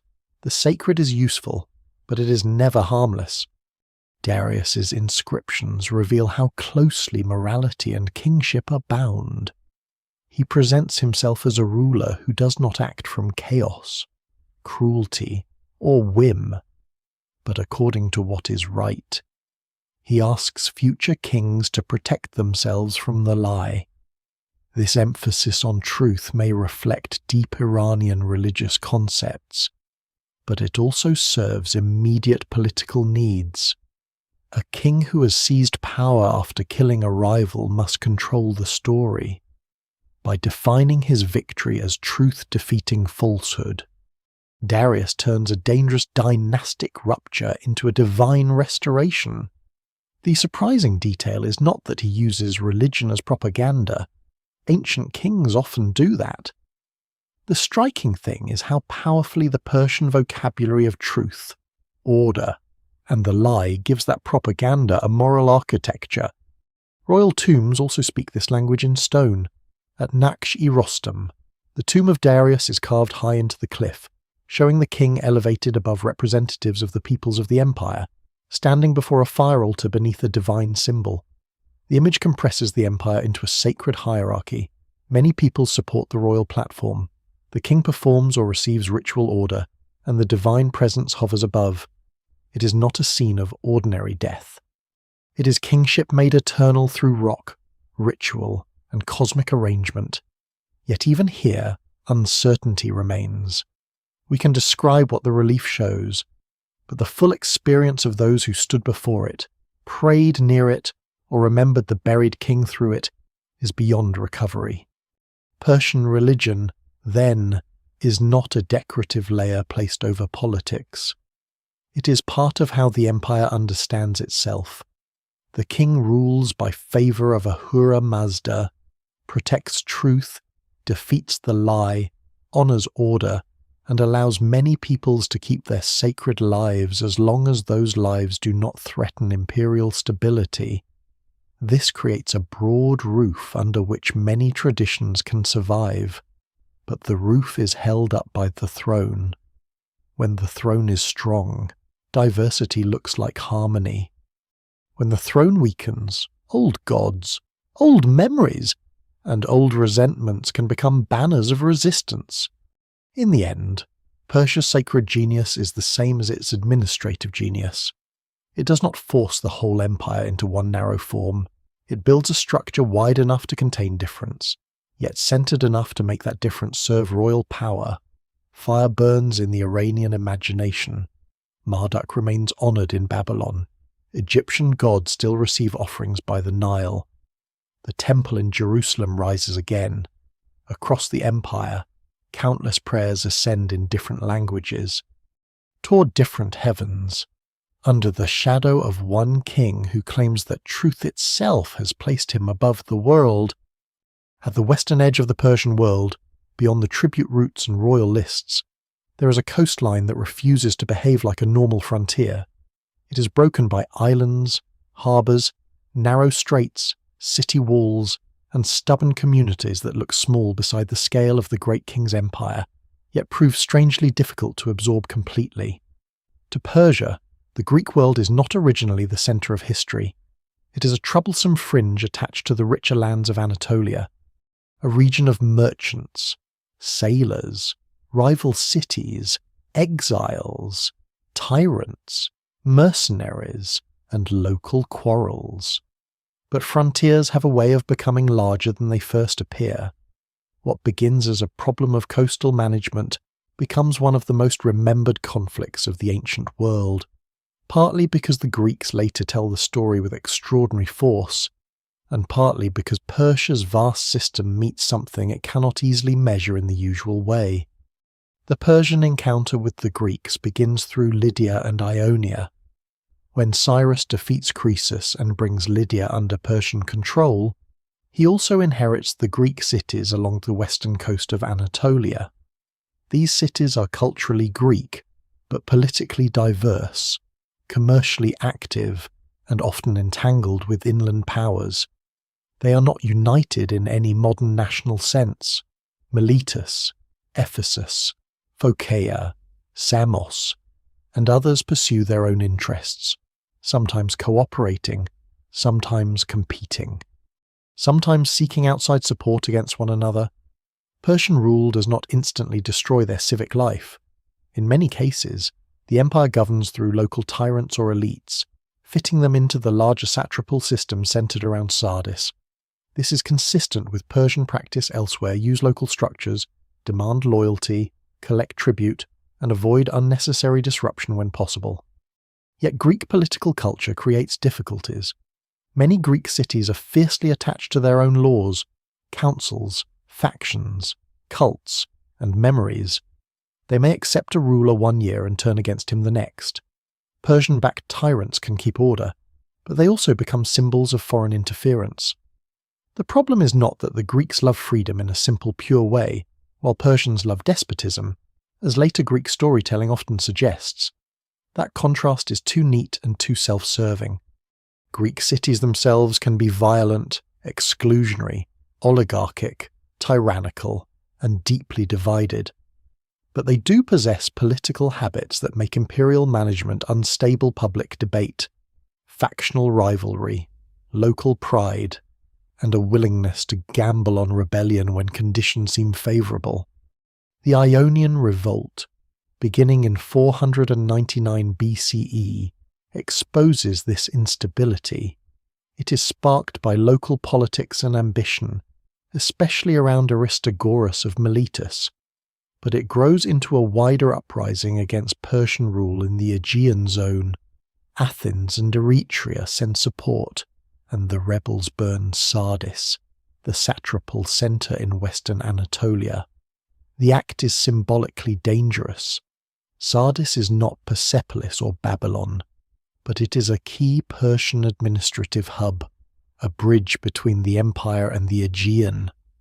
To burn it is to declare that the western frontier can strike at imperial authority itself. For Darius, this cannot be treated as a minor coastal disturbance. The empire's whole logic depends on the idea that rebellion will be contained, punished, and explained as disorder defeated by royal order. The revolt is eventually crushed. Miletus falls in 494 BCE after the naval battle near Lade, where the disunity of the Ionian allies helps doom them. The city suffers heavily, and its fate becomes a warning. Yet even here, the evidence is shaped by Greek memory, and scholars still debate the precise severity and long-term consequences of Persian punishment. What survives suggests both harsh repression and later administrative adjustment. Persia does not simply abandon its usual methods. After restoring control, Persian authorities appear to reorganize aspects of Ionian governance and relations among the cities, seeking stability rather than endless revenge. This is a pattern seen elsewhere: punishment for rebellion, then an attempt to make the province functional again. But the revolt creates a deeper problem because mainland Greek cities have now entered the imperial field. Darius's campaign against Greece is often remembered as a grand clash between East and West. But from the Persian perspective, it may have looked more like frontier discipline. Athens and Eretria had helped burn Sardis. They must be punished, and the Aegean must be secured. The campaign that ends at Marathon in 490 BCE is therefore not an irrational act of imperial vanity. It is part of the logic of Persian order. A small city that can attack imperial property and go unanswered invites others to do the same. Distance cannot become excuse. The king's memory must be long. Marathon becomes famous because Athens survives. The Persian force lands in Attica, and the Athenians, with help from Plataea, meet it on the plain. The details of the battle remain debated, including the exact numbers, formations, and tactical decisions. Greek sources emphasize astonishing courage and the defeat of a vast eastern host, though the size of the Persian army was probably exaggerated by later tradition. Still, the result matters. The Persians fail to take Athens, and a city on the edge of the imperial world discovers that resistance can become legend. For Persia, Marathon is a setback, not a collapse. For Athens, it becomes a founding memory of defiance. The greater invasion under Xerxes a decade later carries a different scale. By then Darius is dead, and Xerxes inherits both the empire and the unresolved Greek problem. His expedition is enormous, though ancient figures for its size are again inflated beyond credibility. The army crosses into Europe, supported by a fleet drawn from many imperial peoples, including Phoenicians, Egyptians, Cypriots, Ionians, and others. This is a lesser remembered but crucial detail. Persia's war against Greeks is fought partly with Greeks and other subject peoples. The empire is not a single ethnic bloc marching west. It is a multi-ethnic machine, with ships, soldiers, engineers, translators, and commanders drawn from across the king's lands. The bridging of the Hellespont and the canal cut near Mount Athos show Persian logistical ambition. These projects were later mocked or dramatized by Greek writers, but they reveal a serious imperial mind at work. Xerxes does not merely throw men at a frontier. He prepares routes, supply lines, naval support, and engineering solutions to earlier failures. The campaign reaches deep into Greece. Thermopylae becomes the famous scene of Spartan and allied resistance, but it is in strategic terms. A Persian victory, Athens is taken and burned. The empire demonstrates that it can project power across sea and mountain into a land far from its ceremonial centres. And yet the Greek problem remains unsolved because control of the Aegean depends on ships as much as armies. At Salamis, the Persian fleet suffers a major defeat in the narrow waters near Athens. The battle exposes the difficulty of commanding a large multi-ethnic naval force in constrained geography against opponents who know the local waters and have everything to lose. Xerxes withdraws, leaving forces under Mardonius. But the next year Persian hopes are broken on land at Plataea and at sea near Mycale. Again, caution is needed. Greek sources dominate the story, and they frame the war as the salvation of freedom from tyranny. Persian records are largely silent, leaving us with an uneven mirror. The evidence remains incomplete, and no single explanation fully accounts for Persian failure. Logistics, naval conditions, Greek coalition building, local geography, overextended supply, and strategic miscalculation all matter. The irony is that Greece is small compared with the empire, yet enormous in memory. Persia survives the failed invasions. Its richest provinces remain intact: Babylon, Egypt, Anatolia, Iran. And the eastern lands do not fall because Athens resists. But the wars change the cultural imagination of the Mediterranean. Greeks come to define themselves, in part, against Persia. Persia becomes the great other, the land of the king, luxury, obedience, vast armies, and dangerous wealth. This image is powerful, but it is also distorted. It reduces one of history's most sophisticated imperial systems into a backdrop for Greek self-definition. For Persia, the western frontier never becomes simple. The great king can use Greek exiles, fund Greek factions, hire Greek soldiers, and influence Greek politics through diplomacy and gold. The empire learns that direct conquest is not the only tool. Sometimes the most effective way to manage the Greek world is to let its cities weaken one another. The Greek problem, then, is not merely a story of Persian defeat. It is a story of an empire discovering that some frontiers are best ruled indirectly, through pressure, money, alliances, and patience. The roads of Asia can carry the king's commands with astonishing speed. But across the broken waters of the Aegean, power must learn a different rhythm. The Persian Empire looks most serene when seen from a distance. From the carved stairways of Persepolis, the world approaches in orderly lines. From the royal inscriptions, the king defeats lies, restores truth, and holds many lands beneath divine favour. From the roads, commands move with speed, tribute flows, and officials appear to know their place. But no empire is as calm inside as it appears on stone. Beneath the splendour runs a more dangerous current rivalry among nobles. Anxiety over succession, rebellious provinces, ambitious satraps, exhausted taxpayers, uncertain loyalties, and the simple strain of holding together a world too large for any one man to truly see. The Achaemenid system depends heavily on the figure of the great king. He's not just a ruler among officials. He is the centre that gives meaning to the whole structure. Satraps govern because he appoints or recognizes them. Tribute is owed because it moves toward him. Roads matter because they carry his commands. Royal art makes sense because all peoples are shown in relation to him. This gives the empire grandeur, but it also makes succession dangerous. When a king dies, the question is not only who inherits a palace. The question is whether the entire imperial order can pass from one body into another without cracking. The evidence remains incomplete for many court struggles, because royal inscriptions rarely confess weakness honestly. But what survives suggests that succession could be violent, secretive, and deeply unstable. After Cyrus, the empire passes to Cambyses, who conquers Egypt but leaves behind a troubled memory.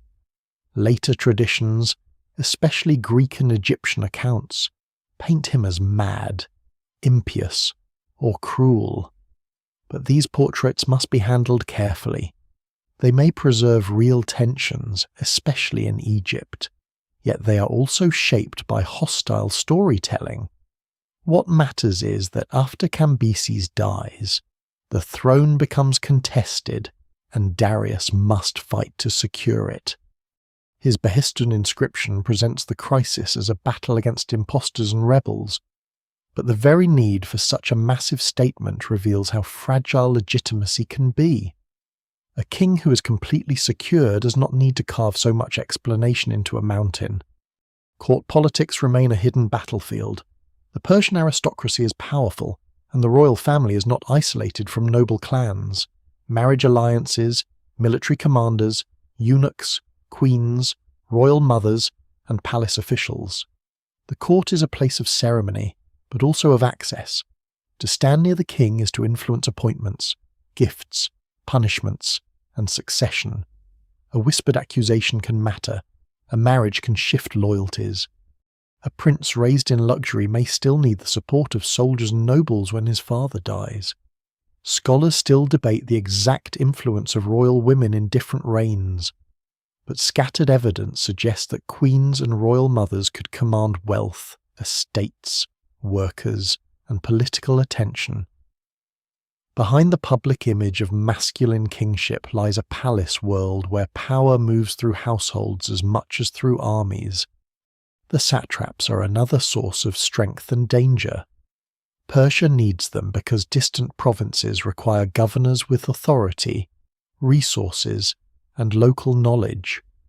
A satrap must collect tribute, maintain order, manage elites, support military operations, and represent the king. But the better he does these things, the more dangerous he can become. A satrap with troops, money, local alliances, and years of experience may begin to look like a regional monarch. The empire tries to prevent this through inspectors, overlapping officers, royal secretaries, and military commanders who do not always answer directly to the satrap.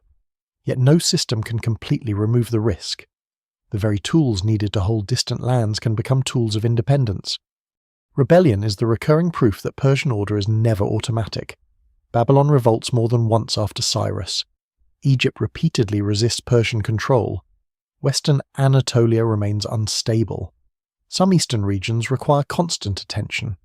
Each revolt has its own causes, and no single explanation fully accounts for them all. Some are driven by local dynastic claims, some by resentment over tribute or foreign rule, some by religious tension, elite ambition, imperial weakness, or opportunity during succession crises. But together they show that Persian tolerance, though effective, is not the same as consent. A people may keep its temples and still resent the tribute collector. A local noble may serve the king for years and still dream of ruling without him. Logistics place another pressure on the system. The empire is vast, and vastness is expensive. Armies need food before they need glory. Horses need fodder. Workers need rations. Ships need timber and crews. Roads need maintenance. Fortresses need supplies. Messengers need stations. A royal campaign that looks magnificent in memory may depend on countless ordinary acts of extraction, grain taken from fields, animals requisitioned from herders, silver weighed from treasuries, labour pulled from villages. The Persepolis tablets reveal how carefully some of this movement is recorded, but they also hint at the constant appetite of the state. Empire feeds on organisation, and organisation feeds on people. The burden does not fall evenly. Some regions benefit from imperial peace, trade, and royal investment. Others feel squeezed. Some elites grow rich by serving Persia. Others are displaced by Persian favourites or rival local families. Some communities receive temple support or permission to rebuild. Others face punishment after revolt. This unevenness is part of why the empire can last and why it can never rest. Every province has its own memory of Persian rule. There is no single Persian experience, only a vast range of bargains made under the shadow of royal power. Even the army, source of imperial pride, carries hidden tension. Its diversity is impressive, but diversity requires coordination. Different contingents may fight with different equipment, under different commanders, with different levels of commitment. Some are loyal subjects, some are reluctant levies, some are mercenaries, some serve because their local rulers have made arrangements with the king. In great campaigns, such variety can look like the world gathered under one banner. In crisis, it can become confusion. A multi-ethnic army reflects the scale of empire, but it also reflects the difficulty of turning many peoples into one will. And yet the empire endures because these pressures are managed more often than they explode. That is the quiet achievement behind the splendor. Persia is not a fragile illusion surviving only by luck. It has real administrative skill, real political intelligence, and real capacity for adaptation. Its rulers understand reward and terror, ceremony and paperwork, local autonomy and central command. They know when to honor a god, when to appoint a noble, when to send gold, when to send an army. The system is imperfect, but it is not clumsy. Still, every empire stores danger inside its own success. The larger Persia becomes, the more it depends on men who are far away, documents that can be delayed, loyalties that can shift, and subjects who obey for reasons that may change. The stone reliefs show calm procession, but the living empire is always moving, bargaining, straining, correcting, and watching for fracture. Its greatness is real. So is its vulnerability. Beneath the polished surface of royal order, the machinery never stops trembling. When Alexander of Macedon crosses into Asia in 334 BCE, he does not enter an empty stage waiting for a conqueror. He steps into the western edge of the largest imperial system the world has yet known, a system with roads, satraps, treasuries, archives, royal cities, garrisons, and generations of habit behind it. Persia has survived rebellions, succession crises, lost campaigns, court murders, and the slow wear of distance. It has endured because it knows how to absorb shocks. Yet by the late 4th century BCE, the empire that once seemed able to turn every land into a province faces a new kind of enemy, small compared with the great king's resources, but fast, ruthless, disciplined, and led by a man who understands that imperial power can collapse if its image of invincibility is broken in the right places. Alexander's invasion begins as revenge in Greek language and Macedonian strategy. For more than a century, Greek memory has carried the Persian wars as a story of burning temples, heroic resistance, and freedom threatened by Eastern monarchy. But Macedon is not Athens, and Alexander is not simply acting as the servant of old Greek grievances.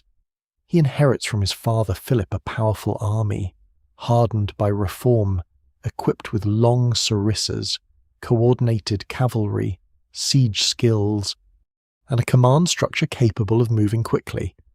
The campaign is wrapped in the rhetoric of punishing Persia for earlier invasions, yet it is also a bid for kingship on a scale no Macedonian before him has attempted. What survives in the record suggests ambition deeper than revenge, though the exact mixture of ideology, opportunity, personal hunger, and political necessity remains debated. The first major test comes at the Granicus River, where Persian satraps and commanders try to stop Alexander before he can move inland. Their failure opens western Anatolia.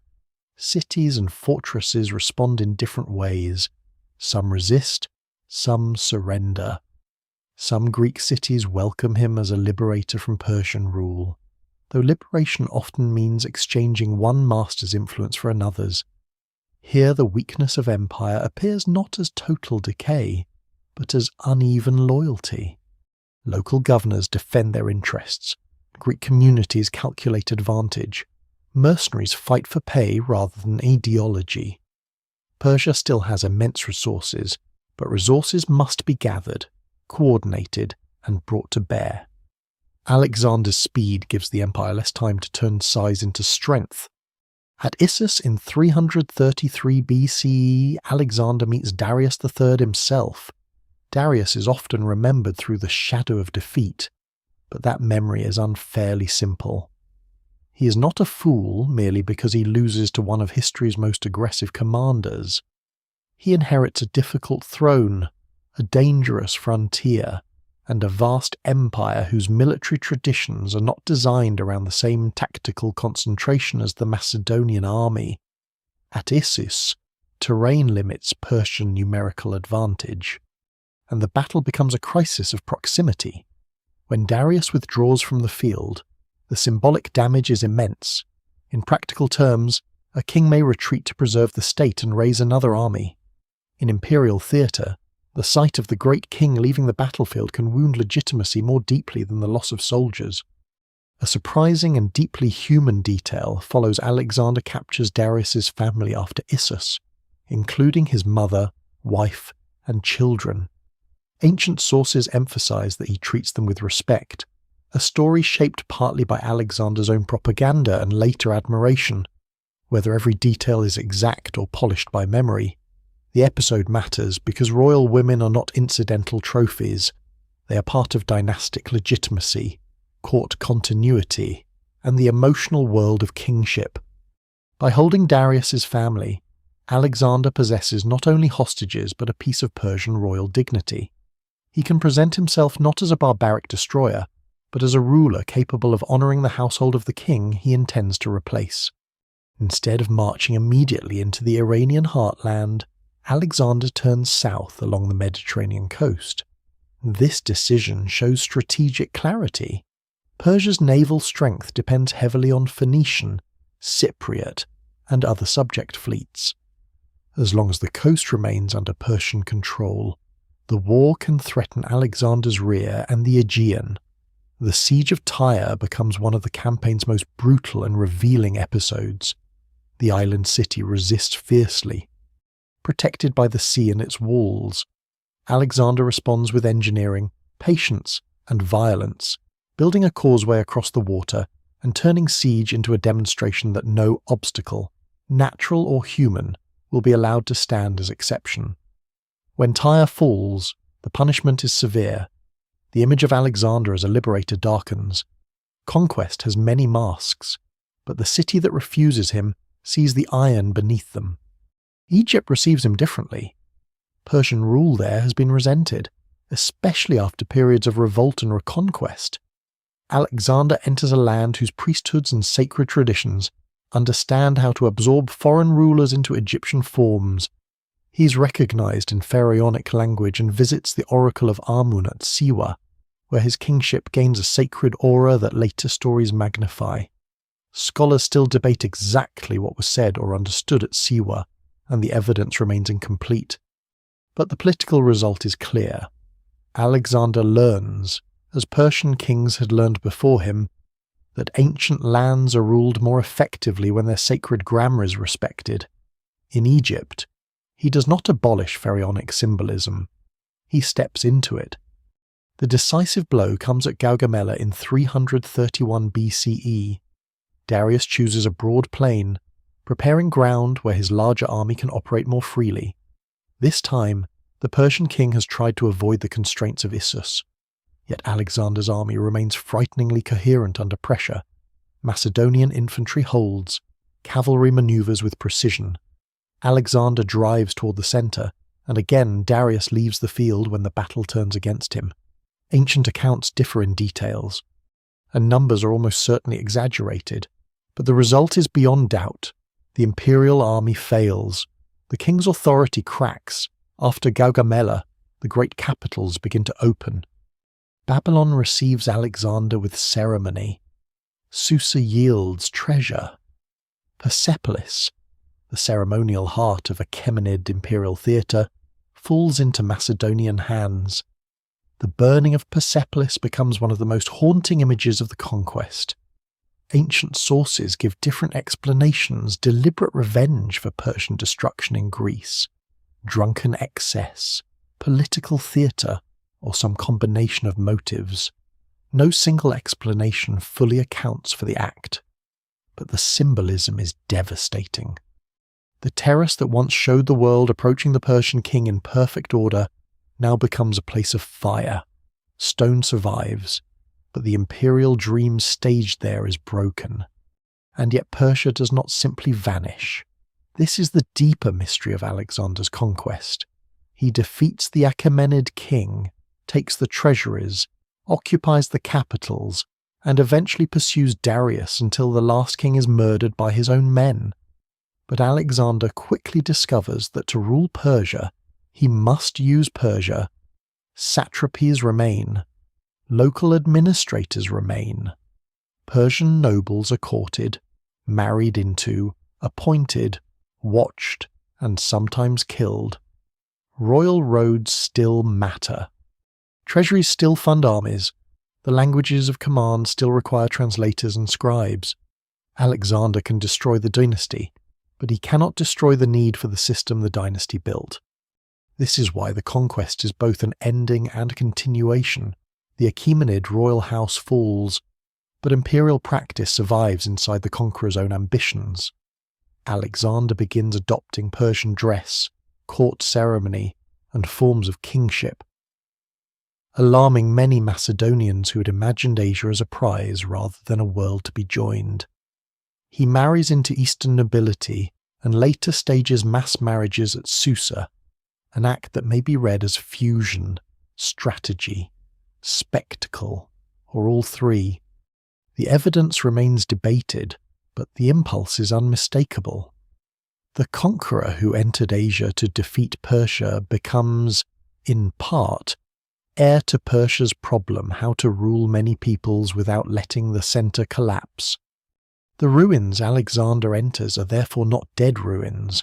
They're working ruins, filled with records, officials, roads, habits, and memories. Persia's first true empire falls as a dynasty, but its machinery is too useful to bury. Alexander stands amid the burned symbols of Achaemenid power and finds that the world Persia built still surrounds him. He has conquered the king. Now he must inherit the empire. The strangest measure of Persia's power is that it continues after it is defeated. A lesser empire might disappear when its last king dies, its palaces burn, and its conqueror takes the throne. The Achaemenid dynasty falls, but the habits it created remain too useful to abandon. Alexander can break the royal house of Darius, but he cannot govern Asia by Macedonian customs alone. The lands he has taken are too large, too old, too varied, and too deeply organized around systems that existed before him. Roads still run between cities, satrapies still divide the map into manageable provinces, treasuries still contain the wealth of generations, local elites still know how to collect taxes, manage temples, command villages, and negotiate obedience. The empire has lost its king, but its skeleton still stands. Alexander's own transformation reveals this quickly. At first, he presents himself as the avenger of Greece and destroyer of Persian arrogance. But once he moves deeper into the old imperial world, he begins to act less like a foreign raider and more like a successor. He keeps Persian administrators where they are useful. He appoints satraps. He uses imperial treasuries to fund further campaigns. He adopts parts of Persian court ceremony, including practices that many Macedonians find unsettling. To them, Persia is supposed to be the defeated enemy, the symbol of luxury and submission. To Alexander, increasingly, it is also a model of scale. He discovers what every ruler of a vast realm must discover. Conquest can be Macedonian, but administration must be imperial. After Alexander dies in 323 BCE, his empire fractures almost immediately. No single heir can hold together the huge world he has taken. His generals, companions, and successors divide, bargain, betray, and fight over the remains. The result is not a return to the old Achaemenid order, but neither is it a clean break from it. In the Seleucid kingdom, which controls much of the former Persian heartland for a time, Greek and Macedonian elites rule over populations shaped by older Near Eastern and Iranian traditions. New cities are founded, Greek becomes a language of power, coinage spreads in new forms, and royal imagery changes. Yet beneath these Hellenistic layers, many older systems survive. Babylonia still has temples and scribes, Iran still has local noble traditions, roads and provincial structures continue to matter. The old empire is gone, but its geography still demands imperial thinking.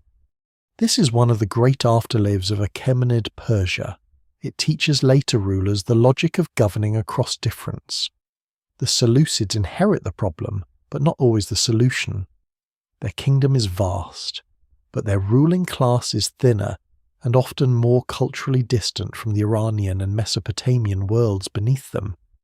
They rely on cities, military colonies, dynastic marriages, local alliances, and older administrative structures. Scholars still debate how deeply Hellenistic rule transformed different regions, because the evidence varies widely from place to place. In some areas, Greek language and institutions become highly visible. In others, local traditions continue with only a new royal name above them.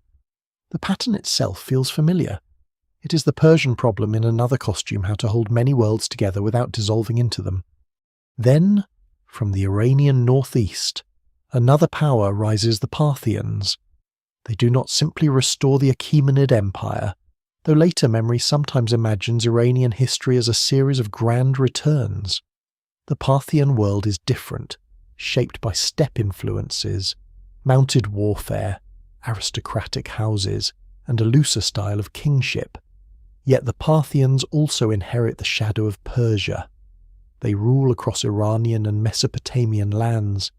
They use royal titles that echo older ambitions. They govern through great noble families and regional powers, balancing central monarchy with aristocratic autonomy. Their empire is less centralized than that of Darius, and no single explanation fully accounts for its long durability. But it shows that the Iranian imperial idea survives the Macedonian storm. The center has changed, the style has changed, but the old question remains alive. The Parthians also remind the Mediterranean world that Persia was not merely a vanished enemy of the Greeks. Rome eventually pushes east and meets a power that can resist it. At Carrhae in 53 BCE, Parthian horse archers and armoured cavalry destroy a Roman army under Crassus, a shocking defeat that proves the Eastern world is not a prize waiting passively for Western conquest. This is not Achaemenid Persia reborn exactly, but it is part of Persia's long imperial afterimage, an Iranian power controlling the lands between Mesopotamia, the Plateau, and Central Asia, forcing another expanding empire to recognize limits. The frontier between Rome and Iran becomes one of the great axes of later ancient history. The Sasanian Empire, rising in the 3rd century CE, makes the Achaemenid inheritance more explicit. The Sasanians present themselves as kings of kings, revive and reshape Iranian royal ideology, and build a more centralized state than the Parthians had maintained. They look back, though not always with perfect historical accuracy, toward an ancient Iranian grandeur that includes the memory of earlier Persian kings. Their rock reliefs, fire temples, court rituals, administrative systems. And wars with Rome and Byzantium belong to a later age, but the deep pattern is recognizable. Once again, an Iranian monarchy claims universal significance, rules many peoples, uses religion to frame legitimacy, and treats Mesopotamia and the plateau as twin centers of power. Persia's legacy also survives in less dramatic ways. The idea of the King of Kings becomes one of the most enduring titles in imperial history. The royal road becomes a symbol of organized communication across distance. Satrapal government influences later provincial systems, even when the names and offices change. Imperial coinage, tax assessment, archives, court ceremony, and monumental inscriptions all leave traces. The image of many peoples arranged beneath one monarch does not vanish with Persepolis. It reappears in altered forms wherever rulers need to imagine diversity as order rather than chaos. Even Persia's enemies help preserve it. Greek writers criticize Persian monarchy, but by writing about it, they make it unforgettable. Biblical traditions remember Persian kings in unusually complex ways, especially Cyrus, whose policy of restoration becomes sacred memory. Later, Islamic, Iranian, and medieval traditions transform ancient kings into figures of legend, wisdom, justice, pride, or warning. These memories are not always historically precise. They blend dynasties, reshape motives, and turn real rulers into symbols. But memory itself is part of legacy. An empire that continues to be argued over, admired, condemned, and reimagined has not truly disappeared. The Achaemenid Empire therefore outlives itself because it solved, more successfully than anyone before it, a problem that later empires could not avoid. It showed that a ruler could govern many peoples without making them all one people. It showed that roads, records, tribute, tolerance, fear, ritual, and spectacle could be woven into a structure vast enough to contain deserts, mountains, rivers, temples, ports, and old kingdoms. The dynasty falls, but the design remains. In the centuries after Alexander, every great power that rules these lands walks through rooms Persia built, whether it admits it or not. To call ancient Persia the world's first true empire is not to pretend that no empire came before it. That would flatten the older world into a false simplicity. Akkad had claimed wide dominion long before Cyrus. Assyria had terrified the Near East with an administrative and military machine of extraordinary force. Babylon had inherited sacred authority from centuries of Mesopotamian kingship. Egypt had ruled foreign lands and absorbed conquerors into its ancient ceremonial order. The Hittites, Elamites, Urartians, and others had all built states larger than ordinary kingdoms. Persia does not rise in an empty field. It rises among the remains of many experiments in power. Its achievement is different. It joins size, diversity, administration, mobility, legitimacy, and endurance into a form of rule that feels recognizably imperial on a new scale. The Achaemenid Empire is not merely a king's conquest enlarged across a map. It becomes a system for governing many worlds at once. From Western Anatolia to the Indus region, from Egypt to Central Asia, it holds lands that differ in language, climate, religion, economy, political memory, and social organization. Babylonian temple cities, Egyptian river villages, Phoenician ports, Greek coastal communities, Iranian highlands, Anatolian satrapies, and eastern horselands all exist beneath one royal structure. Earlier empires had ruled diverse peoples too, but Persia makes diversity itself part of the imperial design. It does not always crush local identities. Often, it classifies them, uses them, honors them when useful, taxes them, displays them, and binds them to the throne. This is why the process beginning with Cyrus matters so much. Cyrus learns, or at least demonstrates, that conquest can be framed as a restoration. He defeats kings, but he also presents himself as a ruler who respects gods, temples, and local order. Darius then gives the expanding realm an administrative skeleton satrapies, tribute assessments, royal inscriptions, official roads, inspectors, treasuries, and a more systematic language of authority. Persepolis turns that system into art, showing peoples of the empire not as erased enemies but as recognizable participants in a royal order. The result is not modern tolerance, nor democracy, nor equality.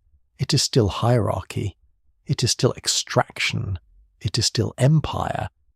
But it is empire with a deeper understanding of how people remain loyal, useful, or at least manageable when their inherited worlds are not needlessly destroyed. The phrase first true empire remains debated because definitions matter. Some scholars may emphasize Assyria's earlier imperial sophistication.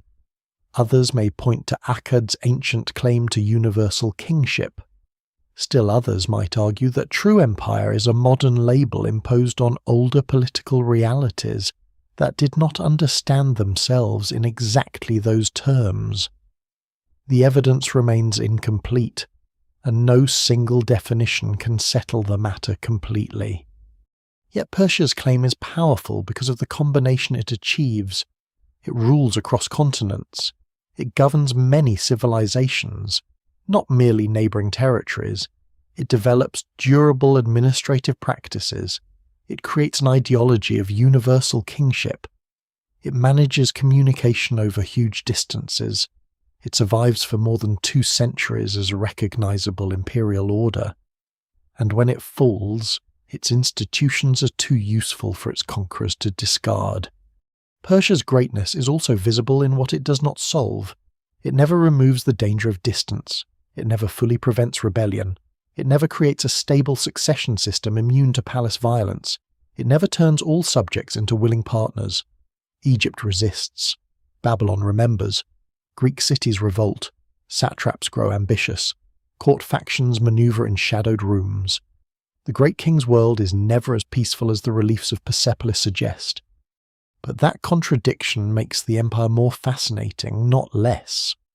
Persia builds a structure strong enough to hold enormous tension without immediately breaking. Its stability is not the absence of pressure. It is the constant management of pressure. What survives in the record suggests an imperial intelligence that is both practical and symbolic. The Persians know that a king must be seen, but he cannot be everywhere. So they build roads, stations, and messenger systems. They know that provinces must be governed, but no outsider can understand every local custom. So they use local elites. They know that temples can become centers of resistance, but also pillars of legitimacy. So they support sacred institutions when loyalty can be gained. They know that conquered peoples are dangerous when humiliated beyond repair. So they stage submission as order rather than annihilation. They know that royal power must feel larger than one man. So they carve it into cliffs, palaces, tombs, coins, seals, and ceremonial landscapes. There is a strange restraint in this genius, even when the empire is brutal. Persia's greatest rulers do not usually need every conquered city to look Persian. They need it to function Persianly within a larger order. Babylon can remain Babylon if Babylon pays tribute and acknowledges the king. Egypt can remember Egypt if its wealth and sacred authority are drawn into imperial rule. Lydia can keep its commercial vitality. Phoenicia can sail. Judah can rebuild. Greek cities can quarrel under watchful satraps until they become too difficult to ignore. The empire is not a melting pot. It is a carefully managed arrangement of difference, with royal authority above it like a roof, held up by many uneven pillars. That arrangement explains why Alexander, after defeating Persia, cannot simply replace it with Macedon. The conqueror needs satrapies, roads, treasuries, archives, local officials, and the prestige of Asian kingship. He burns Persepolis, but he inherits the world Persepolis represented. Later empires do the same in altered forms: the Seleucids, Parthians, Sasanians, Romans, Byzantines, and others all confront the problem Persia had addressed with such ambition: how to make distance obey, how to make difference useful, how to turn conquest into a durable order rather than a passing storm. Ancient Persia therefore remains astonishing not because it was perfect, peaceful, or uniquely enlightened, but because it recognized the true shape of imperial power earlier and more fully than most. It understood that an empire is not only won in battle, it is maintained in archives, roads, rituals, tax lists, local bargains, sacred permissions, noble marriages, guarded frontiers, and the imaginations of people who may never see the king but still live beneath his name. The Achaemenid kings built a world in which the centre could claim the edges, and the edges, for a time, could still recognize themselves. That balance is fragile, but while it lasts, it changes history. The stones remain after the voices fade. On the terrace of Persepolis, the carved delegations still climb toward a king who no longer sits above them. Their robes, vessels, animals, and measured gestures survive in silence, long after the roads have emptied and the royal messengers have stopped changing horses at distant stations. Babylon's tablets lie buried in museums and storerooms. Susa's old corridors are broken by time. The tombs at Nakshi Rostam still look out from the cliff face, high above the ground, as if the kings who ordered them wished to remain slightly beyond the reach of ordinary decay. But every empire, no matter how carefully built, eventually becomes landscape. Roads become traces, palaces become ruins, treasuries become stories of vanished wealth. The names of governors, scribes, workers, priests, soldiers, and travellers disappear more easily than the names of kings, though their hands carried the empire day after day. They sealed the tablets, led the horses, measured the grain, opened the gates, repaired the roads, and whispered in languages the royal court could only rule through translation. The empire was never only Cyrus, Darius, Xerxes, or the last desperate flight of Darius III. It was millions of lives arranged, burdened, protected, and changed by a power too large for any one person to understand completely. Persia's memory endures because it touched so many older memories. It entered Babylon without silencing Babylon. It stepped into Egypt's sacred past. It shaped Jewish restoration, Greek fear, Macedonian ambition, Iranian kingship, and the later dream of ruling many peoples beneath one crown. Its ruins do not simply say that power collapses. They say that power can organize the world for a while, can make diversity move in procession, can persuade distant lands that one throne stands above them, and still, in time, become dust under the same sky. The last image is not of conquest, but of distance. A rider crosses a dry road at evening, the mountains darkening behind him, a sealed message tucked close, the next station somewhere beyond the ridge. The king waits far away, or perhaps the king is already gone. The road continues a little longer into the dusk, carrying the memory of an empire that once tried to hold the world together,